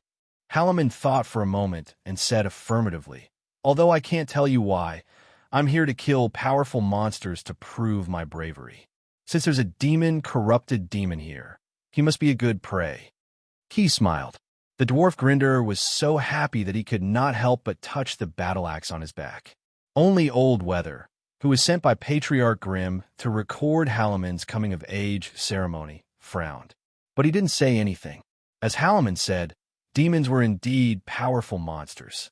The demons from the underworld were much more difficult to deal with than the Tundra Trolls. It was impossible for the Green family not to recognize them as a hunting target. But, in this way, the risk factor of Halaman's coming-of-age ceremony would increase a lot. At worst, I'll just go all out, Old Weather thought helplessly. I've lived for more than 50 years. I've earned enough. Chapter 1129. Perhaps Gurkha was a skilled blender, but it was not so good at wine tasting. Even after using all of its primeval power, it could only tell that the molecule mood adsorbent in the liquid sacs on the west wall of the mushroom tower tasted the worst. It could not tell which one it was. Even the dwarves, who loved wine, did not want to try the half-finished honey wine in the liquid sacs. Therefore, when Harriman and his group left the mushroom tower, they could only head west. The only commendable thing was that Gurkha was very generous. As it said, the Merapy wine I've produced over the past decade has always been in short supply. In addition to the small bag of coins, it also promised that if Harriman and his companions could defeat the demon, it would give them a sum of twice the previous amount. After all, the money was all gold. Selling wine has always been a good business. After leaving the mushroom tower, the dwarf Grinder could not help but sigh. Keys, who used the pseudonym Hugh Hood, also nodded. The hobby business has always been like this. It's a high-profit business. However, it's not a huge profit, nor is it a huge profit. These words also aroused Harriman's interest, and he joined in the discussion. Then what is a huge profit business? Selling weapons? Smuggling? Selling contraband? Or monopoly? Keys spoke seriously about the business of the scale of perpetual order. And there are two kinds of monopolies: resource monopolies and technology monopolies. The enchanted condensing cauldron in the Wasp Mushroom Tower is the best example. As long as he wants to increase the productivity of his workshop and add any new production materials, he can only buy them from a chamber of commerce that has the advanced production technology. I can guarantee that the money he spent to buy the condensing cauldron must have returned the extra price difference he earned through the channels of the Chamber of Commerce over the years. When Harriman heard this, he could not help but find it funny. Then is he still a big wine merchant, a big boss? Isn't he just a worker? Keys did not comment. The boss of a Chamber of Commerce, who made a fortune in silence, was putting on airs. Walking out of the small town and heading west, the road under their feet became more and more barren. Weeds grew wildly on the land where wood and firewood were mined for the construction of the town. Although new trees and shrubs had sprouted, there were no signs of animal activity. In the eyes of Halaman and his men, there were only wild grasses that grew unrestrained by nature. Although the trees took advantage of the gaps to plant seeds, they were unable to form a new forest. An entire generation passed, but the wastelands still couldn't take this place away. The whole place was silent except for the muffled sound of rocks rolling down. Finally, they came to a forest that had not yet been cut down. A stream flowed around the woodland, providing a shortcut for Harriman and the others on their journey. However, there were no traces of pedestrians here, and the forest became denser and darker. "Living off the mountain," Halliman commented.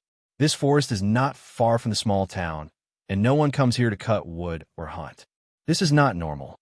Keyes thought for a while and said, "When we came out of town, I heard people talking about us. They said that if we were to go to the forest where tundra trolls and owlbears roam, we would either be too daring or we would be seeking our own deaths." "How is that possible?" The dwarf Grindel continued. "The tundra trolls might be able to survive here, but when they are hungry, they can even eat tree bark. Owlbears are not that easy to raise.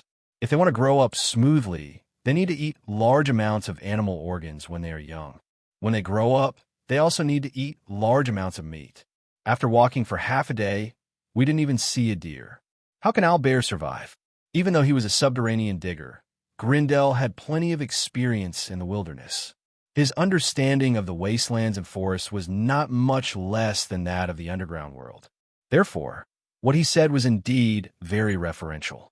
What no one expected was that the answer to this question was quickly revealed by the forest itself. About an hourglass after they walked into the forest, first Keyes, and then the dwarf who was sensitive to vibrations in the ground, noticed something huge approaching. Halliman took out the lurker again and sprinkled this odorless and tasteless alchemy potion around them, marking out an area of a few yards that was easy to overlook. At the same time, the dwarf did not immediately reach for his battle axe. Instead, Grindel quickly squatted down and swept away the fallen leaves on the ground, pressing his palms tightly against the ground. A pale yellow halo flashed around his body, and a small bulge suddenly appeared on the originally flat terrain, wrapping all of them up. Suddenly being buried in a grave, Halliman and the two horses led by Old Weather panicked. Fortunately, when Key saw this, he immediately took out a few pieces of fruit candy and fed them to Radish and the old horse, calming them down and preventing them from neighing loudly. "Don't speak. The earth tells me that something dangerous is moving towards us." After creating the shelter, the dwarf whispered to everyone. To be honest, this was the first time Halliman had seen him speak so softly. There was an observation hole in the shelter, and soon they were able to see what was approaching from the hole. It seemed to be a withered tree that had lost all its leaves. However, it was like a spider, using its sturdy and sharp roots to crawl on the ground of the forest. At the cracks on the bark, one could vaguely see flashes of red lightning. At the place where the tree crown should have been, there were dried corpses. There were wild animals such as wild deer, wild boar, and wild wolves. There were also some half-magical beasts, such as owlbears of different sizes and ages. In the center of the tree crown, there was even a tundra troll. These corpses were pierced by the sharp branches of the withered tree, and there were large amounts of burn marks on the surface of the corpses. Considering that these hanging corpses did not have a rotten smell, it was very likely that the insides of the corpses had been carbonized on a large scale. In other words, these things were very likely to have been processed by continuous strong electric current. Roasting them with fire would not be able to achieve such an effect. Is this a demon tree? Or some kind of demon tree? Halliman looked at the monster striding towards them and asked his companions in a low voice. Although he had learned a course on distinguishing evil creatures from other planes when he was studying at Lord's Landing University, how could a few books record all the different types of demons that were almost impossible to count? He also did not know what this withered tree-like monster was. That's a sardryad. As expected, only Keyes could see the ins and outs of this thing. Or to be more precise, it's a distorted abyssal species called the sardryad. The sardryad originally referred to a specific legendary monster. It was an ancient tree that was infused with lightning energy and primeval life by a strange god in the world of the fairies. Legend had it that the original sardryad sap was red liquefied lightning. Later, as the world of the fairies broke apart, the original sardryad was nowhere to be found. At present, the sardryads that had appeared and been confirmed in the multiverse were all monsters that were separated from the original sardryad and cultivated by humans. Therefore, the sardryad became the name of a monster, and was not exclusive to the legendary tree spirit named Sard. These Sard Dryads could disguise themselves as withered old trees, especially when they used their spell-like ability in the form of trees. They really looked no different from withered trees. Only when they moved, the flashing lightning between the cracks of the Sard Dryad's skin would reveal their unusualness. Although they had huge and clumsy bodies, the Sard Dryads were actually very agile and fast. They could use their spider leg-like fibrous roots to quickly sweep across the ground like giant insects. In battle, they would either use their huge trunks to slap the enemy, or launch wave after wave of poisonous thorns with electric sap. And when the Sard Dryad died, its body would explode with lightning, sputtering out countless sharp wooden thorns. The Sard Dryads were almost as smart as humans, but unlike the Ents, they did not intend to use this intelligence to do something constructive. In fact, the original Sard Dryad was created as a living siege tool. They were satisfied with this role and often systematically searched for fortresses and towns to destroy. This was completely in nature of the Sard Dryads. Yes, they, like most fairies, belonged to the camp of chaos. And because of their potential, how could the demons, as messengers of chaos and evil, ignore the Sard Dryads, a species with a desire for chaos and destruction? Many years ago, the demons had transplanted a batch of Sard Dryads into the bottomless abyss, allowing the power of the abyss to corrode them, creating a subspecies of Sard Dryads of the abyss. And what Harriman's group saw was precisely this kind of monster. This thing isn't a pure demon, Keyes explained. Although the Sard Dryads of the abyss aren't that rare, to be able to grow to this scale, it is estimated that they have been nurtured with blood many times. A demon without strength can't afford to nurture a Sard Dryad. In other words, the demon that released, it is a rather rich one in the bottomless abyss, and might even be a demon noble. And a demon lord? Hearing Keyes' analysis, Harriman could not help but be surprised. If a demon lord really came to the material plane, even if it was just a projection, their best choice now was to turn around and leave. Then, no matter what method they used to pass this information to the scale of perpetual order, they could only obediently wait for the Chamber of Commerce to give them a reward. Not to that extent. At most, it's a descendant of a certain demon lord, Keyes said rather confidently. How could there be such a shameless demon lord? Why would those fellows need to hide after coming to the material plane? If it did not cause a huge commotion, wouldn't the title of demon lord be a waste? Chapter 1130. Keyes spoke with certainty because he was the one who caused this demon to wreak havoc on Tapped Island. To be more precise, he was the main culprit who caused Ozus, the son of the demon lord, to be unable to return to the bottomless abyss and trapped in the body of a half-demon monster. Of course, as a member of the Order faction, Keyes did not do this on a whim. Keyes had two goals.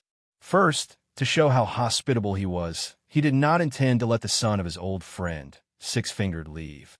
If possible, Keyes even hoped that Ozus would invite Graz ZT over so that he could fully fulfill his role as a host. Second, the war between the Soft Maple, Yomusi, and Tapped Island was an internal conflict in the Ramsey plane in Keyes' eyes. He needed to establish the image of an external enemy so that he could appease the three parties when the war ended. However, no matter how hospitable Keyes was, he would not allow the demon calamity to happen in a plane under his control. Since Ozus did not have the self-awareness of being a tool demon and dared to cultivate Sard Dryads to corrupt Tapped Island, Keyes would not continue to indulge him. Sard Dryads of the Abyss are not afraid of lightning or fire, but they are easily injured when attacked by sound waves. Apart from using firearms and crossbows to completely destroy them from a distance, attacking them at close range is definitely a terrible idea.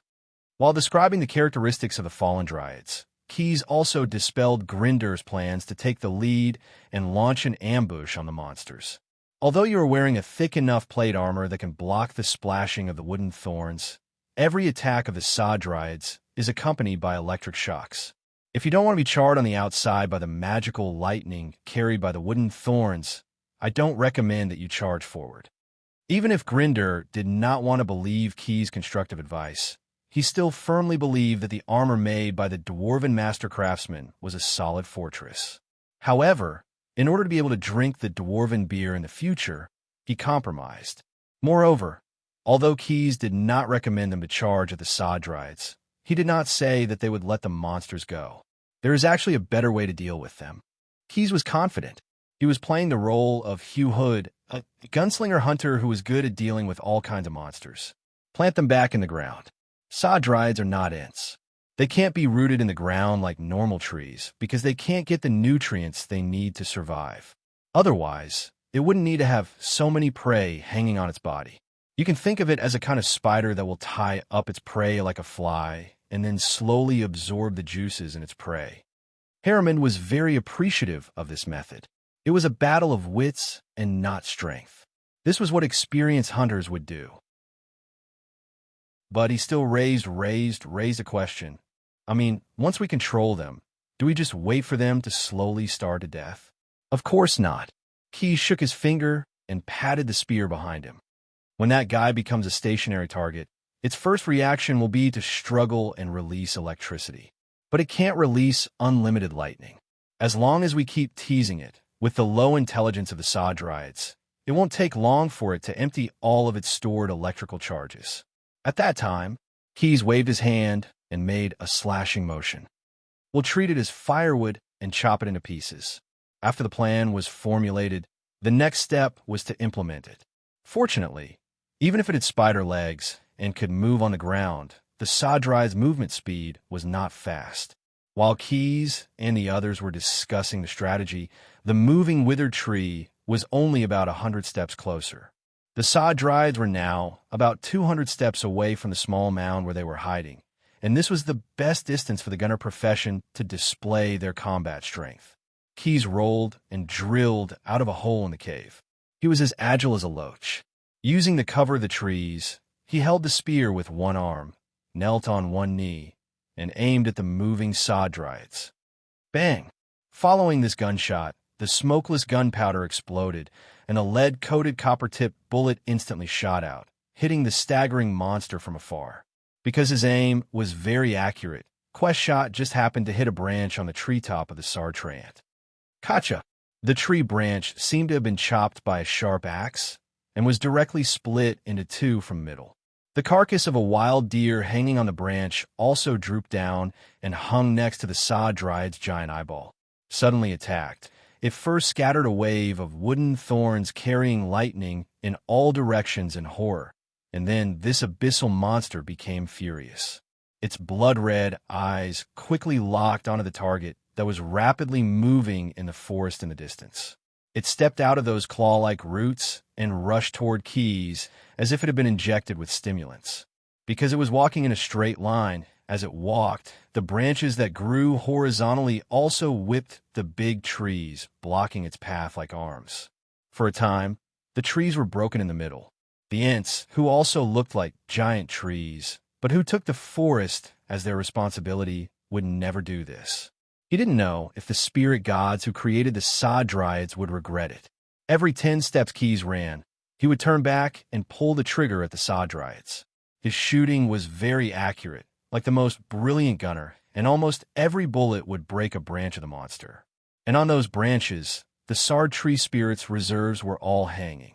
When it was in intense movement or attacking, it would consume a lot of energy. Originally, with those food reserves, it could still draw some nutrients from them. But with Keys doing this, the Sodride's self-control was greatly reduced.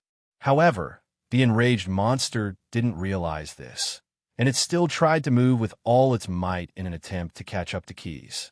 Under such intense movement, the few beast carcasses hanging on its treetop quickly shriveled, turning into a thin layer of paper. As it kept moving, those hard paper kept colliding with each other, producing a sound like castanets. After running for about half an hour, Keys had already led the Sodrides in a circle that was about a mile long. They ran for half a day and finally reached the starting point, where Hammond and the others had already set up a trap. Seeing the mound built by the dwarven diggers, Keys tapped his feet on the ground and quickly jumped over it. The Saw Dryads behind him obviously didn't have such jumping ability, and the monster's spider-like legs stepped on the ground, completely ignoring the unremarkable mound. And it was this carelessness that would make it regret it for the rest of its life. If the next half an hourglass counted as a lifetime. With a muffled sound, the Saw Dryad crushed the soil layer on the surface of the small mound and fell into the mud pit summoned by the dwarven underground diggers with their professional ability.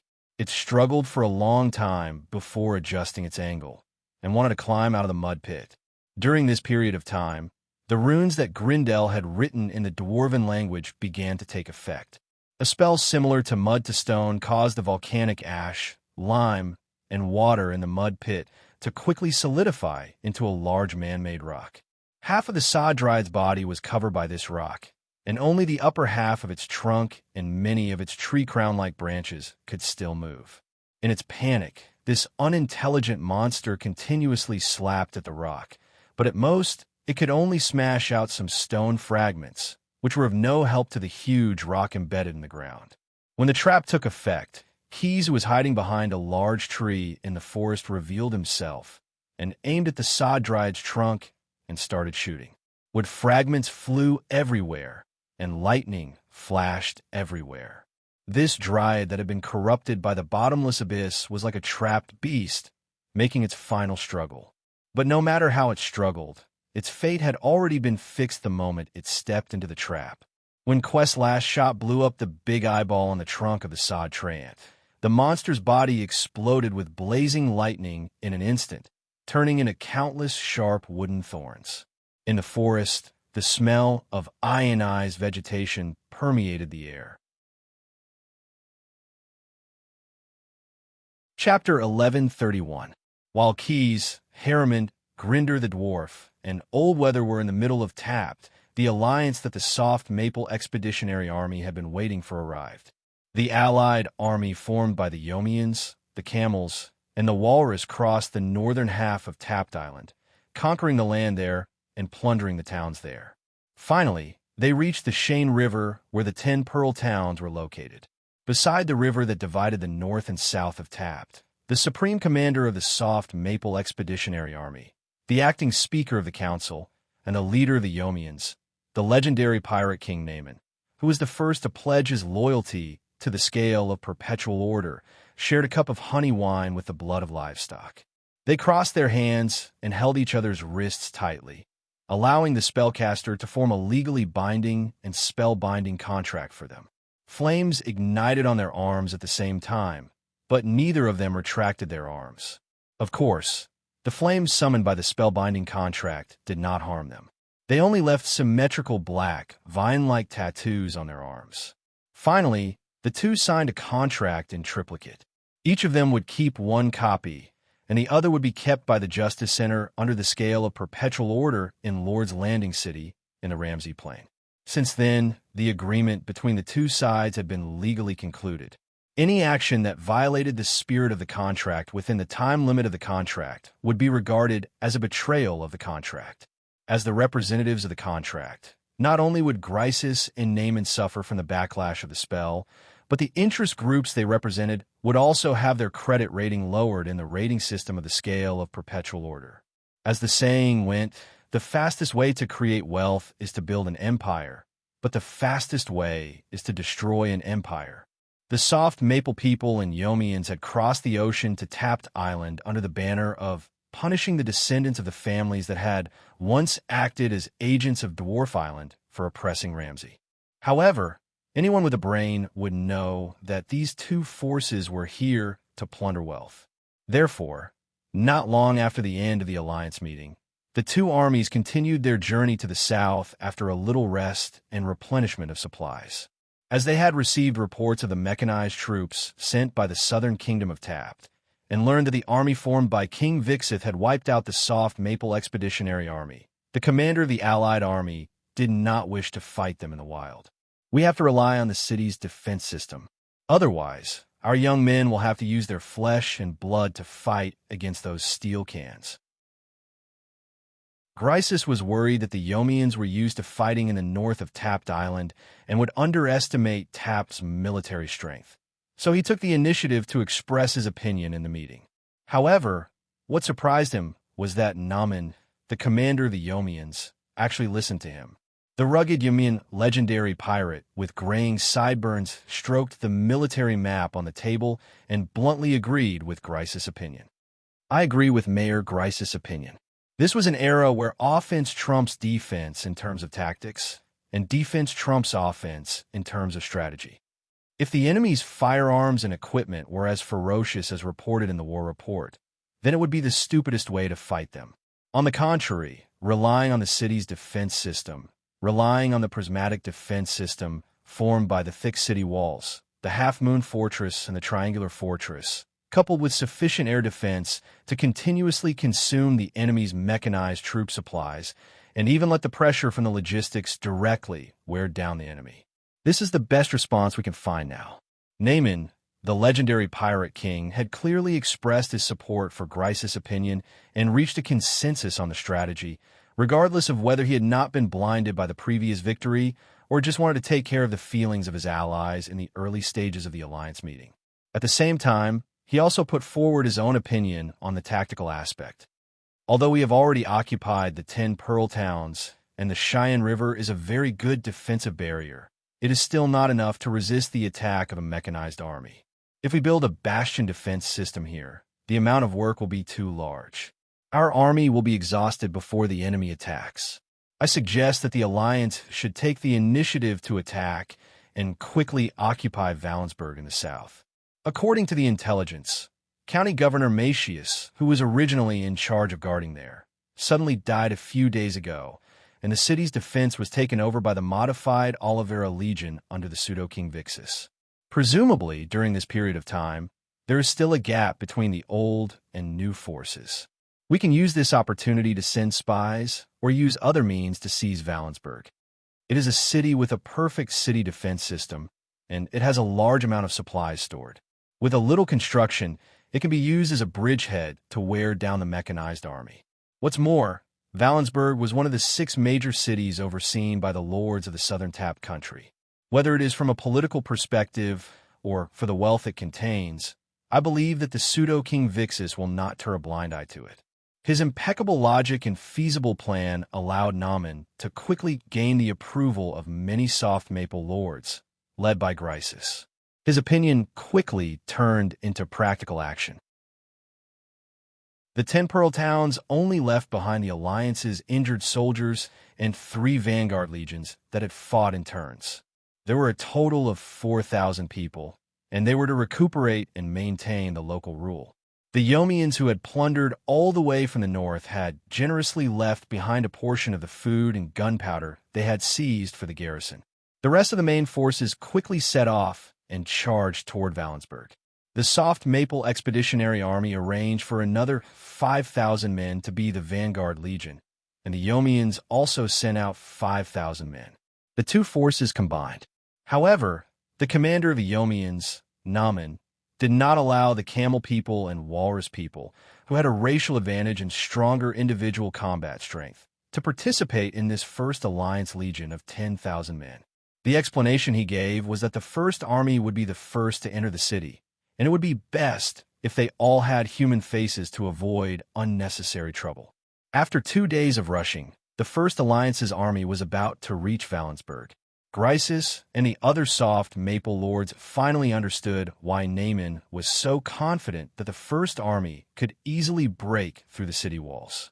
On the last night before the start of the siege, they received 2 guests in their tent. In the darkness of the night, the huge tent sewn from goat leather was brightly lit. All the commanders of the First Alliance Legion sat on their respective stools, forming a semicircle. On the thick carpet woven from wool in front of them were 2 velvet armchairs in the style of Tapt. 2 men in grayish-brown hooded cloaks were sitting on the 2 chairs.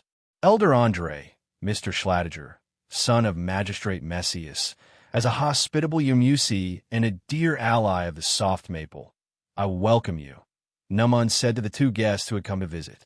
At the same time, his words made all the soft maple commanders and Yomians aware of the true identities of these 2 guests. Chapter 1132. Looking at the two guests, all the lords of the soft maple people felt that it was unreal. Although they were bound by the contract, they believed that Naaman had no reason to lie to them.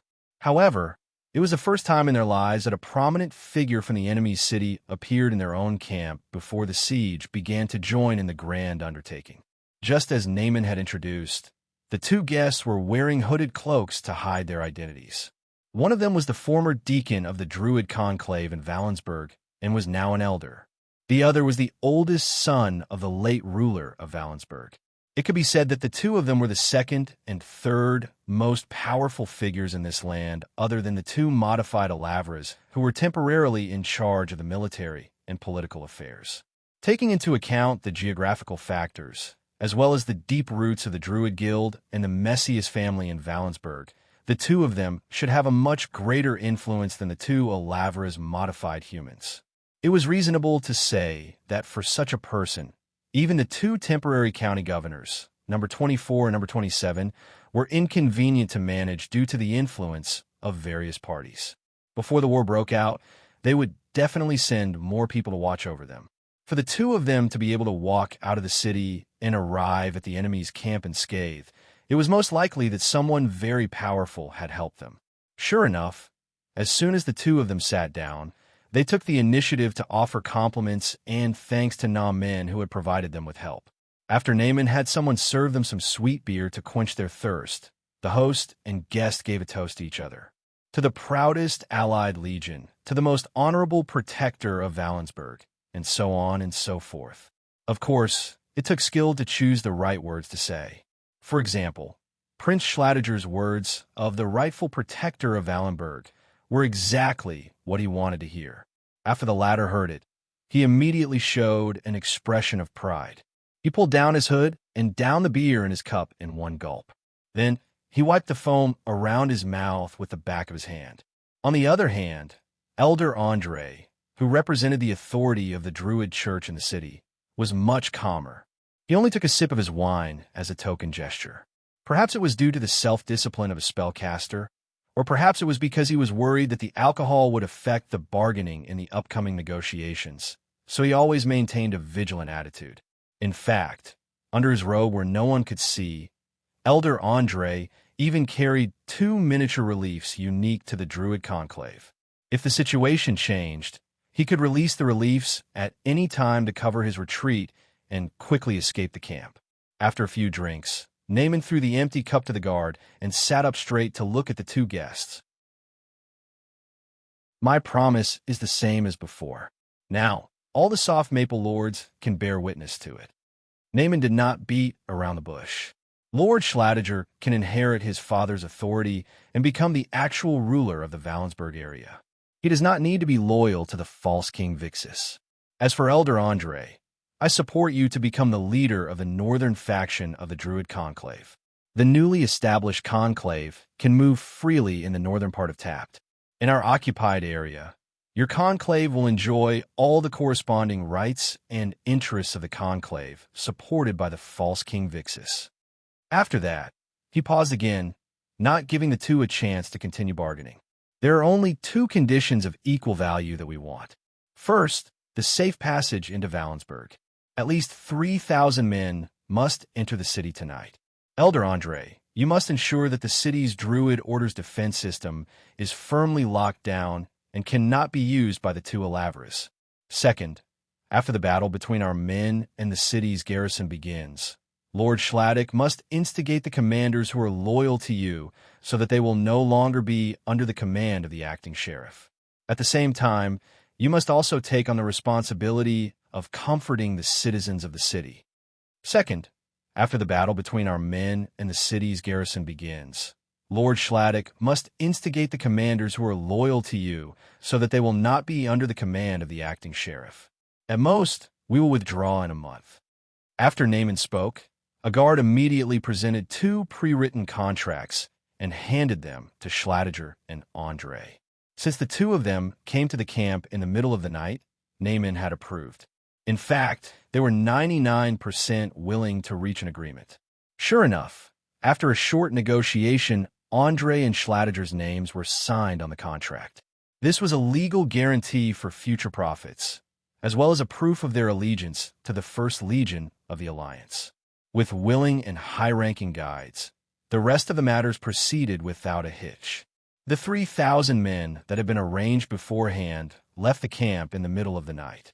Apart from the sentries guarding the camp, even the other 1,000 men of the First Legion didn't know about the departure of these 3 friendly forces. The accompanying mages contributed greatly in this process. They used magic to block out the sounds that would inevitably be made when the troops were moving. At the same time, they gave all the officers temporary night vision abilities to make it easier for them to lead troops in a night raid. The 3,000-man squads marched silently to a mountain peak to the east of Valensburg. A grand funeral had been held on this mountain peak a few days ago. Sheriff Messius's family mausoleum was located on a cliff on this mountain peak. As Messius's eldest son, Schladiger, who was already an adult, knew many family secrets that his younger siblings did not know. When the city was first built, it was still Messius's father and Schladiger's grandfather who owned this land. The old lord, who was known as Cunning Fox by his acquaintances, was worried that his descendants would be besieged. Thus, before the city was built, he had worked hard to cooperate with several mages to dig out an underground tunnel when the city was first built. In order to protect this secret, the old lord first forced the mages to swear a magical oath, then poisoned all the slaves who participated in the construction of the tunnel. Not only that, he also set the exit of the tunnel near the family mausoleum. Every month, he would send people to the mausoleum in the name of patrolling to eliminate any civilians who might know of the secret. In addition, the old lord had established the family's funeral custom of thin coffins and simple burials, and he took the lead in enforcing it. Everyone in Valensburg knew that there were no treasures in the mausoleum of the Lord's family, and if they offended the Lord's eternal rest, they might be caught and hanged. As such, no one dared to approach this mountain peak. Thus, the secret of the tunnel was only passed down within the Lord's family. Cunning Fox passed it down to Messius, and Messius told Schladiger. And today, this custom, which had lasted for 3 generations, was finally broken. Schladiger personally led the 3,000 men of the First Legion of the Alliance Army to offend the resting place of their ancestors, and walked into the underground tunnel that was wide enough for 2 to 3 people, and could even allow a single rider to gallop. The end of this tunnel led directly to the mansion of the Messius family. However, the 3,000 men of the vanguard did not have to go that far. There were a few important military command buildings in the city that had branches of the tunnel hidden in them. Schladiger led the 3,000 men to the main camp of the city guards near the city gate, the warehouse of the city's military supplies, and the stronghold of the merchant guild near the water gate. During this time, Elder Andre, who had been accompanying him, had been fiddling with a stone disc-shaped concentric circle lock.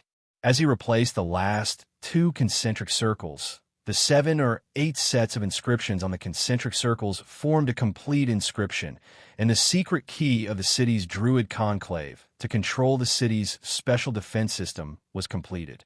He inserted a round stone rod into the gap in the middle of the concentric circles, locking the disc in place. It's done. Andre wiped the sweat off his forehead. Although the underground tunnel was terrifyingly cold, it still took him a lot of effort to carefully piece together the secret key. When he was ready, the army mage beside him immediately passed the message to the commander of the 3,000 men. Then, the 3 legions that had been sharpening their swords quickly rushed out of the tunnel and attacked the important military buildings in the city. They were also the command center of the city's defense. Presumably, the Cunning Fox Lord would never have dreamed that the branch tunnel that he had dug out, because he was worried that he would not be able to retreat to the mansion when defending the city would be used like this today. The 3,000 men were actually not much different in number compared to the 4,000 guards in the city. Moreover, the places where the battle broke out were the important command center buildings in the city. Not only were the guards unable to use their forces, but they also did not have enough heavy firepower to attack. Soon, the warehouse of the military supplies and the stronghold of the merchant guild were taken by the 2,000 men of the 1st Legion of the Alliance Army. Only the main camp of the city guards was still resisting. However, the resistance of the camp did not last for long. When Schladig appeared in front of the two armies, the commander of the charging Wolf Knights, who was previously incorporated into the city guards as a field officer, walked out of the camp with the captive and tied up commander of the city guards. The entire city guards immediately gave up resisting. Not long after, the city gates of Valensburg were opened and the city walls were lit with fire. When the sun rose, the remaining soldiers of the 1st Legion of the Alliance Army, who had been woken up in the middle of the night to prepare, marched into Valensburg and officially took over the defense of the city. In the entire city, only the mansion of the Messias family and the fortress that was temporarily commandeered by the two modified prefectures of Alavra's army had not been taken. However, as the leader of the Yomians, Naman dispelled Grice's plan to get rid of this nail. Instead of bleeding, why don't we wait? We will be leaving this place in a month's time. Do we really want to waste our manpower on the battle for the inheritance of Lord Schladig? He already has nearly 4,000 guards. Give him 1,000 men to attack his ancestral mansion, and it will be enough for him to cause trouble for a while. The rest will be sent to build the triangular fortress. We don't have much time left. Chapter 1133. The chilly wind blew. Although the autumn wind had blown away most of the smoke and gunpowder from last night, the smell of iron and blood still lingered in Valensburg. No one dared to walk casually on the streets. Even a market, which used to be bustling with noise, had become deserted today. Schladig rode on a red horse and gathered a large group of city guards who had brought order to the square. They surrounded his family's mansion so tightly that not even a drop of water could pass through. Apart from his own immediate family, the descendants of the old sheriff, Messias, and his brothers and sisters were still in the small fortress. In other words, they were all captives of the Alavra Legion. But Schladig did not care about that at all. Wells, aqueducts, underground pipes block all the channels related to water that you can find. The county governor, who had just taken office last night, ordered a colonel of the city guards under his command. The lieutenant colonel was none other than the former commander of the charging Wolf Knights.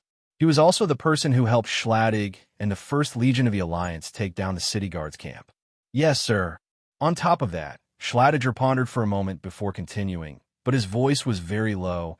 Order all the wolf cubs under your command to come and get 1 pound of silver coins from me after we've breached this house. The captain will get double the reward, and you'll get 50 pounds. You have been with the old man for the longest time, so you know how full his treasury is. You're now military police, so don't take the lead and do those taboo things. Hearing the high reward, the commander of the charging Wolf Knights could not help but perk up. Please don't worry, I will definitely talk to the pups properly. Since you have given them such a generous reward, they will naturally not risk their lives. It is not worth it. As he spoke, the regiment commander glanced into the distance, intentionally or unintentionally.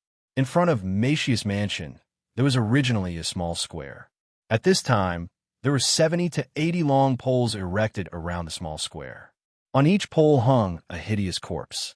Among these people, there were more than 20 people from the 1st Legion. These people did not fight well last night. Instead, they were passionate about raping and pillaging. In the end, they were sentenced to death by the military judge. Some other people, including the defeated soldiers of the city guards and the city gangsters who wanted to take advantage of the situation, were also caught and strangled to death. Both Naman and Grices expressed their support for the reorganization of military discipline, and some lords who wanted to plead for their relatives were whipped instead. They had to prepare for the upcoming siege and mobilize the citizens of Wallingsburg when necessary. Therefore, they couldn't allow the city to fall into chaos. It's good that you can tell the difference. Schladig nodded with satisfaction. Let the engineers of the garrison work. Lift the bricks in the square, dig the shaped trench, build the parapet, and push it to the edge of the mansion. Don't worry, the Druid Guild has promised me that the spell tower in the mansion has been locked down. It's precisely because there are still a few cannons that I don't want you guys to force your way in. Just seal off this place, and will be able to trap the two modified humans. As the eldest son of Macius, Schladig was also a military noble. Therefore, although he had never led an army into battle, he had received professional education since he was a child. When he set up the siege strategy, there were no mistakes, and he was able to grasp the key point of the siege. Remember, you must ensure that the guards on that side don't walk out of the walls. Since they could communicate with the outside world, it meant that the fortress was not completely surrounded. This strategy itself had failed by at least a third. When the siege in the center of Wallingsburg began, the joint army of the Soft Maple and Yomians, who had taken control of the city, was also preparing for a larger siege. However, they were the ones besieging the enemy inside the city, while the enemy besieged them outside the city. On the second day after the First Legion took over Wallingsburg, the remaining 20,000 people of the joint army finally arrived at the city with their supplies. Just as Naaman had expected, when the reinforcements entered the city, the camel and walrus mercenaries that belonged to the Yomians still caused a small number of the city's residents to panic. Camel and walrus were intelligent creatures that resembled humans, but the difference in their appearances aside, just the fact that they were so large that adult humans looked no different from children was enough to cause fear in the hearts of ordinary people. After all, gigantism was an instinctive reaction of most creatures to avoid harm. Fortunately, the discipline of these mercenaries seemed to be better than that of the Yomians' pirate army. Their attitude towards war was to work for money. Without money, they would not risk their lives for the Yomians, but if they were paid enough, they would be the best soldiers. However, the impact of the invasion of the city did not last long. The people of Wallingsburg were distracted by other things. Money. The lords are giving out money. The next day, after all the legions of the Allied army entered the city, the children in the streets and alleys were spreading a piece of news that interested everyone. The new army that had occupied the city was recruiting people to work and would also give out 2 silver coins as a daily salary. The residents of the city were not like the residents of the villages and towns. They rarely stockpiled food. They worked every day to earn their wages and then used their wages to buy food. During times of prosperity, the citizens of the city would live better than the farmers. They could use a portion of their wages to cover their daily expenses, and the rest could be saved as primitive accumulation or savings. However, not all citizens of the city had enough savings. During times of war or unrest, trade and industry would shrink, and the price of goods would rise. The citizens of the city would have little money to spare, and many of them would gradually become poor. To put it bluntly, a large number of people in the city were short of money. If they didn't earn enough money, then their families would have to starve or even drink the northwest wind. Although the Yomians were here to get rich, their commanders were not short-sighted fools. At the very least, Grisus and Naaman, who were able to make decisions, were smart people. They stood their ground and took out some of the money that the army had systematically plundered. To be more specific, they took out the silver coins they had taken from the various guilds near the Watergate as wages for the mercenaries. The purchasing power of 1 silver coin was still very strong. Therefore, before the wages were paid, they had to be cut into 13 pieces, which were commonly known as silver coins. This money was specifically used to pay wages for the army, to recruit people to build defensive structures outside the city. Just like how Schladiger had attacked the Messius mansion, the Allied army had mobilized tens of thousands of citizens to strengthen the defensive trenches around Wallingsburg. At the same time, outside of the half-moon fortresses at the corners of the city walls, the workers were still working overtime under the command of the engineers. They used the earth from the trenches to build triangular fortresses outside the city gates of Valen's castle. It was unrealistic to turn the entire city into a huge star-shaped fortress, but the triangular fortresses could achieve a similar effect. These triangular fortresses did not need to be too tall. 12 feet was enough. Any taller, and they would easily block the sight of the enemy on the walls. Every triangular fortress was connected to the city walls by a drawbridge. The defenders could use these drawbridges to travel between the fortress and the city walls. As for their uses, there were 3 main reasons. First, The triangular fortresses were located in front of the city gates. The enemy could not directly attack the weak point of the city's defense system. Secondly, although each of the triangular fortresses was not tall, they were built with thick earth blocks. Compared to ordinary stone city walls, they could withstand more damage from cannons. Plus, people had long realized that firing cannons on the stone walls would cause more damage to the city walls than the enemy's cannon fire. Therefore, most of the time, the city walls could only be equipped with some less powerful cannons and anti-air cannons. On the other hand, on the sturdier triangular fortresses made of earth, it was more suitable to install heavy cannons. Third, the two fronts of the triangular fortresses could form a crossfire zone with the fortresses at the corners of the city walls. Any enemy that wanted to attack the city walls would have to walk through this corridor of death. Even if the enemy commander rationally chose to use the trenches and slowly approach the city walls or the triangular fortresses through the trenches, not to mention the fact that the defenders would not let the enemy succeed so easily, just the amount of time and resources wasted would definitely be a terrifying number. Other than these conventional arrangements, the Allied army also made some additional preparations based on the information they received. For example, to prevent the enemy from being forced into a corner, they would use the steam tanks used in the field to attack, close to the city walls, and use them as cannons. The Allied army also recruited some professional masons with higher salaries and asked the engineers to lead them to build some anti-tank cones with plaster, mortar, and masonry near the triangular fortresses. Of course, only some of these anti-tank cones were added with special alchemy products that were strong enough to counter the tracks. The rest were used to deceive the enemy. For example, in order to prevent the enemy from sending out flying troops to bomb or attack important targets, the Allied army not only spent a lot of money to set up anti-air guns and cannons at some important locations on the city walls, but also dug out tomb-like buildings outside the city and buried many unknown things in those tombs at night. Of course, the burying process would not be left to the civilians.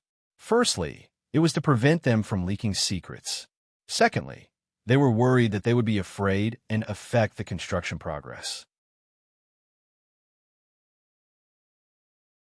Chapter 1134. The night was long, and there seemed to be no end in sight. The water supply in the Messias family's mansion had been cut off for 2 days. Although there was still a reservoir for drinking water, everyone couldn't help but feel very anxious. Many people were whispering to each other, wondering when these days of being besieged would come to an end. The answers given by numbers 27 and 34 were accurate. It would take at most 10 days, and at least 5 days. As long as King Vixith's army reached Valensburg, the situation would quickly be reversed, and they would be able to break free from their encirclement.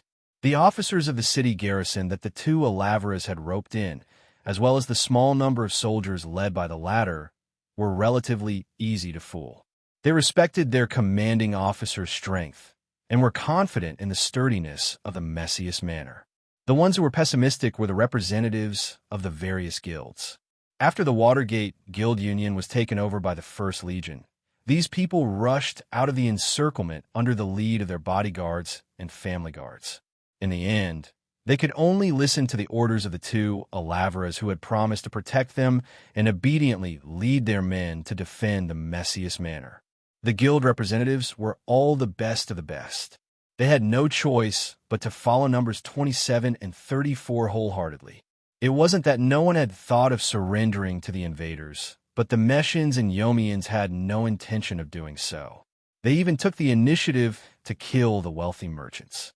At this point, no matter how spineless the guild representatives were, they knew in their hearts that the Messians and Yomians had their eyes on their wealth and wanted to squeeze them dry in one go. They had no intention of letting them live as leaks. Every time they thought of that and thought of the silver coins in their safes being stolen by those people, the merchants felt as if their hearts were being clenched tightly. That was why they couldn't help but vent their anger on the family of the old magistrate Messias. It was because of Schladig's betrayal that the guild merchants suffered losses. The cursing escalated into violence, and the violence gradually escalated into violence. Moreover, This kind of leveling speed was quite fast. On the third day of the siege, number 34 raised the millstone in front of everyone and crushed the limbs of 3 bodyguards who had attempted to rape an unmarried daughter of Magistrate Macius. He then cut off the heads of the 3 men and forced all the bodyguards of the guild to read it. But even so, that person could not save the life of the noble lady who had committed suicide out of fear of being humiliated. The reason why number 34 used such a cruel method was not because of a sense of honor. Alavra's honor was only because of his loyalty to King Vixis. He did this for 2 reasons. First, to eliminate any signs of chaos. Second, even if Messius's eldest son, Schladiger, betrayed Wallingsburg, Messius's family was still a feudal class. Only King Vixens had the right to punish them. If the bodyguards of the guilds were allowed to do as they pleased, even if they were valuable defensive forces in the siege, in the long run, it would undoubtedly be digging into the corner of the kingdom's rule. When the people in this mansion were rescued alive from the siege, the matter of the lower class defeating the upper class would most likely be spread out. The actions of those rebellious bodyguards would then become an extremely bad example of a case study. That was why number 34 had executed them so cruelly. However, getting rid of this hidden danger didn't make number 34 feel any better. During a routine discussion with his partner, number 27, he spoke of his worries without holding back. The morale is terrible. Perhaps we can still hold on. The garrison soldiers who are used to following orders can also hold on. But the armed personnel of the various guilds, while they can fight a smooth battle, being besieged for 3 days is already enough to break their nerves. Therefore, tonight, number 34 led a dozen of the guild's bodyguards, whose morale had been boosted by generous rewards, and jumped over the wall under the cover of the night to ambush Schladiger's engineers, who were digging the Z-shaped trench. Number 27 did not object to number 34's plan, even if such an operation should not be led by the only 2 commanders. However, firstly, she believed in her partner's strength. Secondly, such a smooth battle could indeed boost morale. Thirdly, slowing down the speed at which the trenches surrounded the mansion and restraining the enemy's tactical intention of nailing them to the wall was indeed quite important. In order to besiege the mansion, Schladig ordered his men to dig 5 trenches with parapets. If the trenches were connected to the walls of the mansion, the attackers would be able to safely transport a large number of men to the walls while being protected.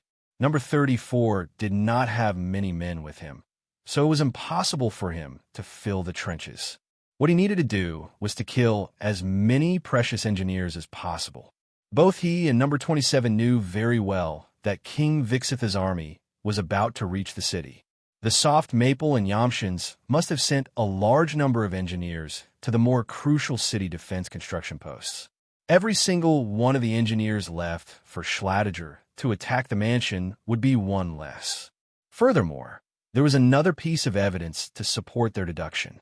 After 3 days of siege, other than using a few light cannons to bombard the walls of the mansion, Schladiger did not set up any trebuchets or heavy cannons to directly attack the mansion.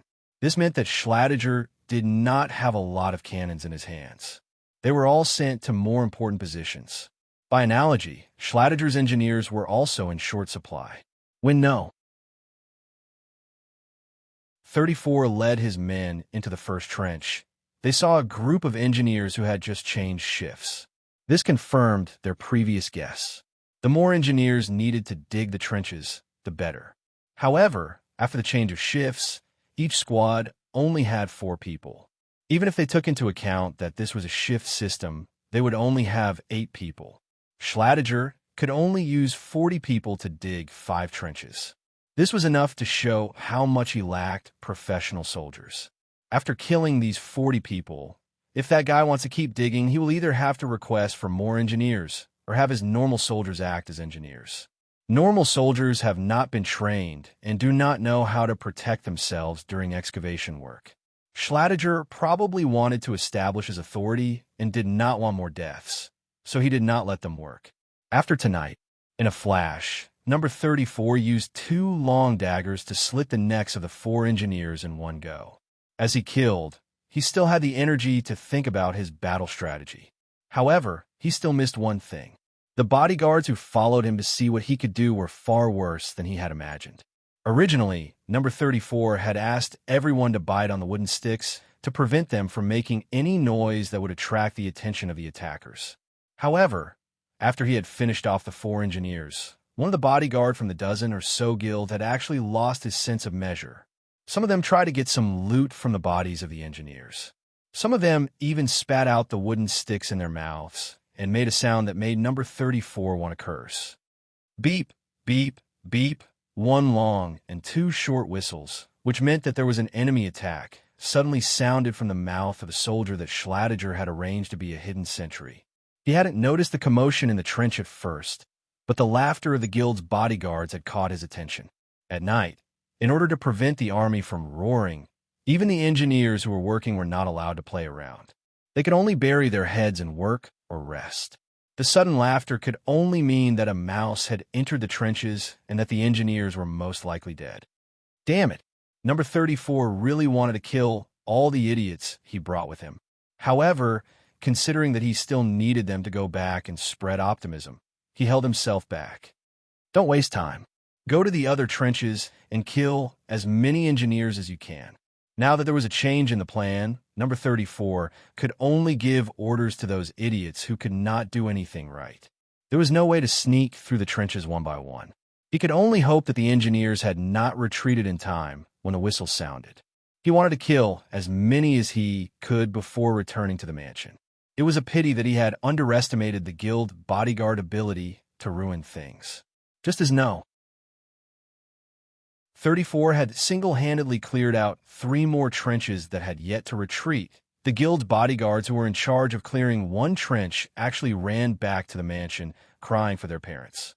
It turned out that when they saw number 34 killing so smoothly, these people also had the thought of "I can do it too."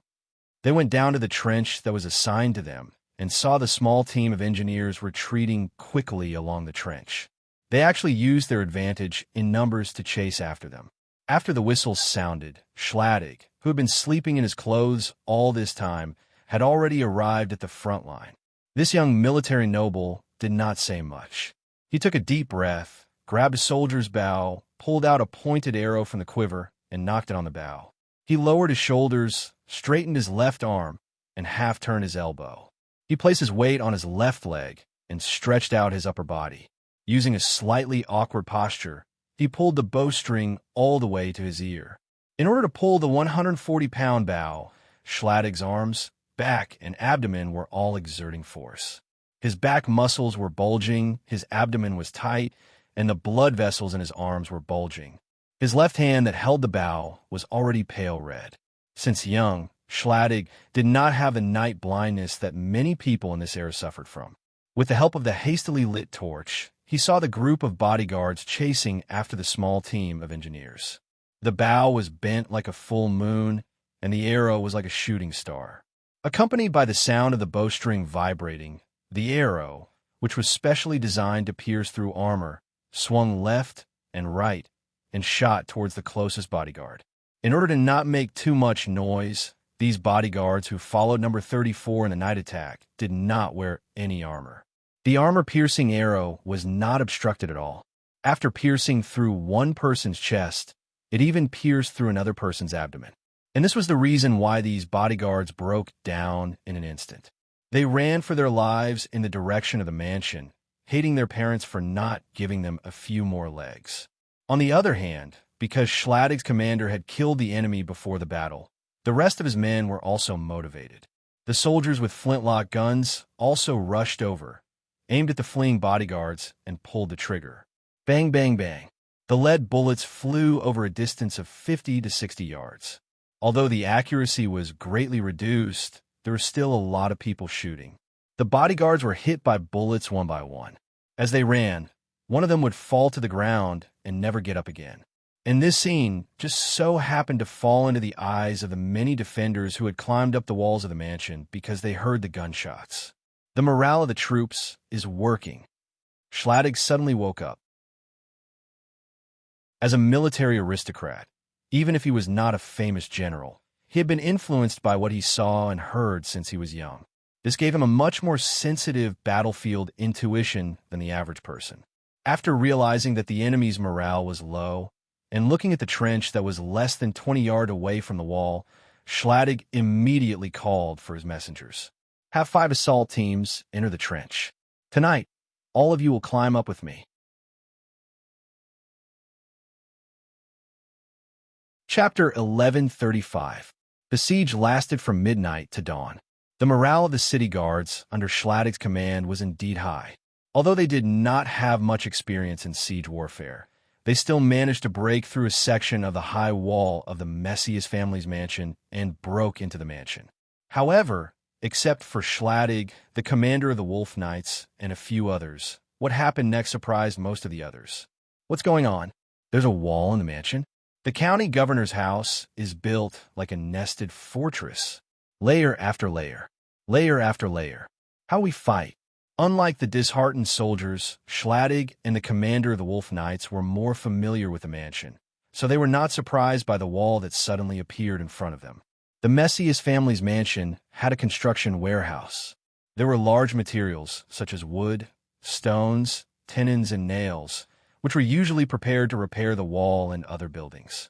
When something happened, as long as the door of the construction warehouse was opened, the materials could be moved out. Wooden stakes were set up, rattan baskets were strung together, and then the rattan baskets were filled with mud. After that, the wall would be completed with lime and mortar. This kind of work did not require much skill. To put it bluntly, even a dog could do it if given a meat bone. However, Schladiger did not feel annoyed or any other negative emotions. Instead, he felt a little gratified. After a night of desperate attacks, the lives and effort paid off. The largest water reservoir in the mansion, which was the large pond used as a fish pond near the wall, was indeed too tense. Hence, number 34 and number 27 had no choice but to abandon it. Now, except for a few small patio reservoirs that could collect rainwater and snow water, there was no water reservoir in the mansion. The location of the underground water channel that led to the well in the mansion had been found by Schladig spellcasters. They had either sealed it or diverted it. There were nearly 300 mouths in the mansion. Drinking water was a big problem every day. It could be said that the siege battle was basically over. Pass down my order. Rest for today. Go to a few butcher shops in the city and buy everything. I want to treat the soldiers to meat. Schladig gave the messenger a pouch full of silver coins and ordered his troops to be entertained. Soon, the dispiritedness of the city guard from seeing another city wall was swept away. Hearing that there was meat to eat, the soldiers couldn't help but shout in excitement, waking up the whole Wallensburg. The siege last night had caused most of the surrounding residents to be unable to sleep peacefully. Now they all had dark circles under their eyes. Hearing the ghostly howls of the city garrison guards, many people hiding in their houses spat out their saliva and cursed them incessantly. However, they didn't know that this level of disaster of war was actually a blessing compared to what they would experience later. Even though no banners were raised, everyone familiar with the military structure of Southern Tap knew that King Vixith would definitely be part of the crusade against the invaders since Alavra's legion had been mobilized. In the temporary command room of this army, which was also the mansion of a country squire, a serious and peaceful conversation was taking place between 2 old men around a bonfire, waiting for the meat soup to be cooked. On one side was Vixith, and on the other side was another old man. Esther, Vixith called out the old man's name. The name meant eagle in the Tapt language, and the old man sitting opposite him did indeed have an eye-catching hooked nose. Not only that, but his eyes were also as bright and spirited as an eagle's. Why don't you agree with my plan? I just don't understand. Esther lifted his hood, revealing a bald head covered in metal patches. Under the hood, his body was basically made of mechanical structures. We've sacrificed so much. Isn't this the day we've been waiting for? We'll teach those soft maple and Yomians a lesson, and let the merchant behind them know of our strength. And then, my dear brother, Vixith interrupted Esther's words. The old man opposite him was not only the commander of the Alavra Legion, but he was also Vixith's younger brother. Although you and I know very well that there's an 80% chance that the scale of perpetual order will not dispatch its own army. Even so, what can we do? Esther stared at his brother. We are not afraid of their agents. Your Majesty, my brother, from the moment I decided to replace you as the first soldier of the Alavra Legion 40 years ago, I had already made up my mind to sacrifice everything. We want to win the right to survive in this plane for our country, for our family, and for our future generations. We no longer need to rely on others. Now, the Megalosaurus army will not come to the battlefield. As long as we can eliminate all the enemies in this proxy war, then Tapped Island will... This island is still in this plane. King Vixith interrupted again. You've been to the Ramsey Plain, learned their knowledge, and even used a fake identity to obtain the honorary title of Herad. In terms of knowledge, I'm not as good as you. But we went to King's Landing together those years. I was a low-level employee of the scale of perpetual order for 10 years. I know that merchant better than you do. Esther did not refute Vixith's words.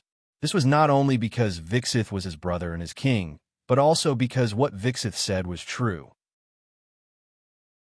Moreover, when they were living in King's Landing City more than 50 years ago, it was precisely because of Vixith's income from working at the scales of Eternity Chamber Commerce that Esther was able to successfully graduate from that university and obtain the honor of Herad.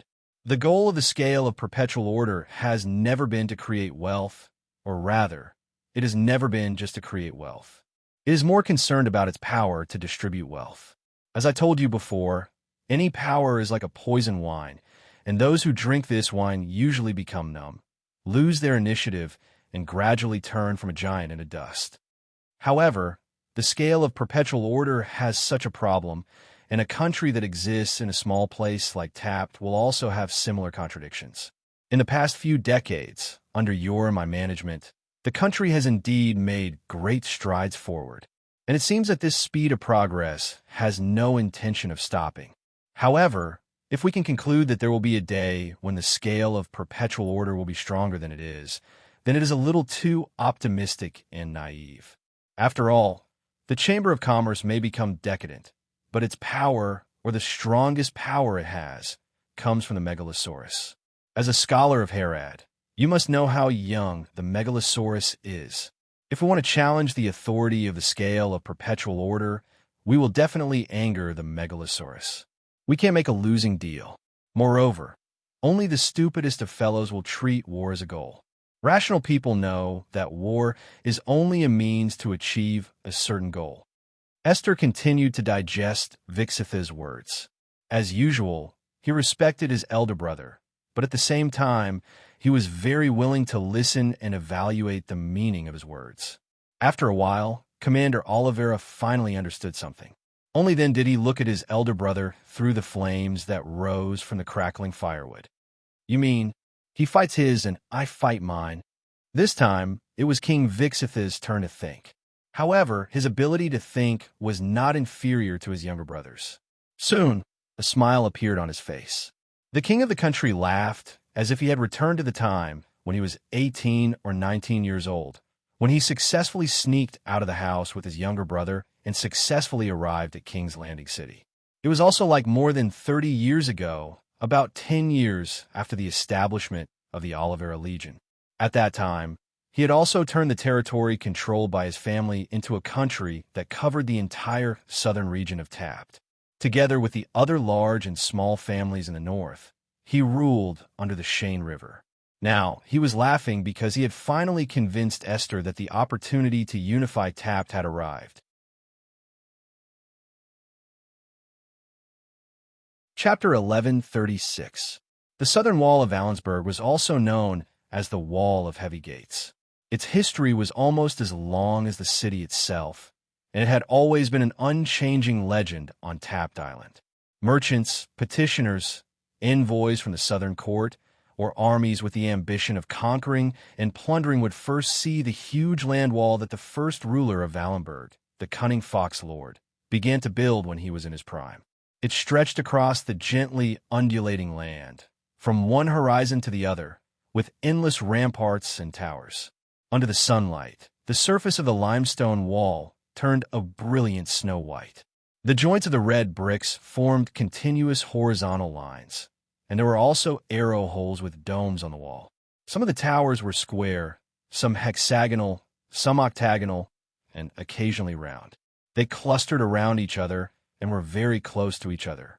A famous traveler once described it in his published travel journal. A 7-year-old boy could throw an apple from one tower to another. The wall was divided into several levels, all the way up to the top of the inner wall, where the Lord's flag proudly fluttered in the wind. There was a heavily guarded, gloomy gate at intervals on the wall. In peacetime, people and animals entered and left through these gates. At the southern end of the wall, a gate decorated with gold plates and marble and bronze statues shone in the sunlight. This was the Arc de Triomphe. It was a huge and magnificent arch with majestic towers made of polished marble on both sides. During the heyday of the cunning fox lord, the city did not belong to the kingdom, but was his private territory. Every time there was a war, the victorious lord and his vassals would pass through the Arc de Triomphe with the symbols of victory. The conquered nobles in chains, the land deed that had been reclaimed, the naked slaves, the carriages piled with spoils, and the mighty army. The change of ownership of the city was entirely due to an accident. The year the cunning fox lord passed away, there was an earthquake in the area around Valensburg, and large sections of the city walls collapsed due to the severe earthquake. Macius, who had just taken over the position of lord, immediately mobilized everyone in the city to deal with this crisis. At that time, apart from King Vixith, who had been eyeing the area that was half free from the rule of the country, a large area in the north of Tapped Island was in famine. Therefore, not only were there many small groups of bandits, but there were also some scattered so-called duchies and earls who were very interested in crossing the Seine River and robbing the rich Valensburg.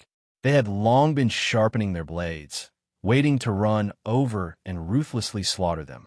Although Macius had given the order to mobilize, firstly, he had just taken over the power of the cunning fox liege, and his foundation was not stable yet. Secondly, he really did not have much money left in his treasury, and he did not have the material foundation to revitalize Valensburg.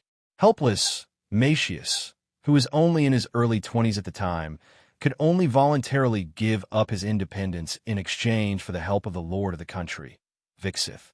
The latter would spend money, and the city's druid faction would contribute. In the end, nearly 20,000 citizens were mobilized, and in a short 2 months, the city walls were completely rebuilt. Not only did they restore the original design of the Cunning Fox Liege, but they also added an outer wall with a series of towers, a protective parapet, and a brick moat, forming an extremely complicated and daunting obstacle. At this time, the entire defense system of Valensburg included 60 towers, divided into 5 defense zones, more than 100 feet deep and more than 60 feet tall from the bottom of the moat to the top of the towers. This city was the embodiment of all the wisdom of city defense before the era of gunpowder weapons. The core of the defense system was still the inner wall. The inner wall was made of concrete, and then the inner and outer sides were covered with large pieces of limestone from the nearby quarries. Bricks were inserted to make the entire structure more stable. The battle platform at the top of the wall was protected by the battlements, and there were stairs from below to the platform at the top. In terms of design, the towers were not connected to the wall, which ensured that the towers and the wall could be stabilized without breaking. The towers were 60 feet tall and had several rooms.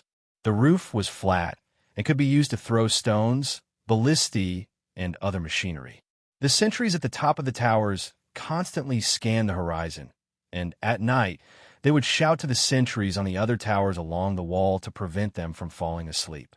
The inner wall was 40 feet tall, and the outer wall was slightly lower, less than 30 feet, so the towers on the outer wall were lower than those on the inner wall.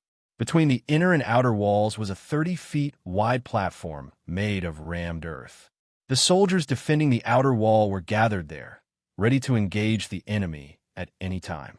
The outer wall was about 60 feet away from the moat, and any invaders who crossed the moat would be slaughtered a second time in this space. However, the impeccable defense system of this kind had to be built on the assumption that the attacking side lacked large-scale artillery deployment. When building Valensburg for Mercius, King Vixius had also been careful not to reveal the secrets of the new era's war to him. Of course, with the intensity of the war in Tapped Island, Valensburg could be considered a majestic city. When a combined army of the Soft Maple and Yomians took over Valensburg, Naumann immediately sought out Elder Andre, who had surrendered. He hoped that he could get him to release some of the restrictions set up by the druids of the city, so that the city walls could automatically extend with horse-faced walls, artillery platforms, star fortresses, and other defensive facilities. However, Andre's reply was very firm. Absolutely not. All of the restrictions in the city have been locked down. This way, the subordinates of King Vixius can't use specific runes to attack us from the inside. Once some of the restrictions are broken, who knows when those loopholes will be taken over by the druids in the upcoming siege battle, and they will regain control of the city. It was precisely because of this that Naumann had no choice but to convince Grisus first. He then convinced all the commanders of the combined army to hand over the gold and silver they had plundered from the various guilds' headquarters and used it to recruit civilians to block the city gates, dig deeper trenches, and build triangular fortresses. In order to increase the defensive capabilities of the city, they even put in a lot of effort in setting up the cannons. There is no lack of roasted gunpowder in the military warehouse of Valensburg, but the cannons that Magistrate Mercius had were basically stone cannons that fired granite bullets. There were only a few barrel cannons that could fire iron bullets. As for the advanced howitzers that could only be bought from the scale of Perpetual Order, they didn't even have a single one.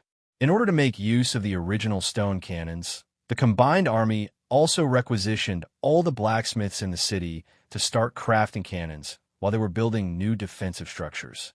First, the blacksmiths used clay mixed with finely chopped linen and hemp to create a cannon barrel mold about 10 feet long. The mold was split into two parts. The front part used to hold the stone cannons had a diameter of 30 inches, while the rear part used to hold the gunpowder was smaller. Then, they had to dig a large hole and place the finished clay mold into the hole with the muzzle facing down. Then, they covered the mold with a layer of clay and fixed it in place like a sword sheath. There was a gap between the two layers of clay for the molten metal to be inserted. Finally, the entire structure had to be tightly packed with iron, wood, mud, and stone. They had to be pressed from the outside to support the huge weight of the bronze.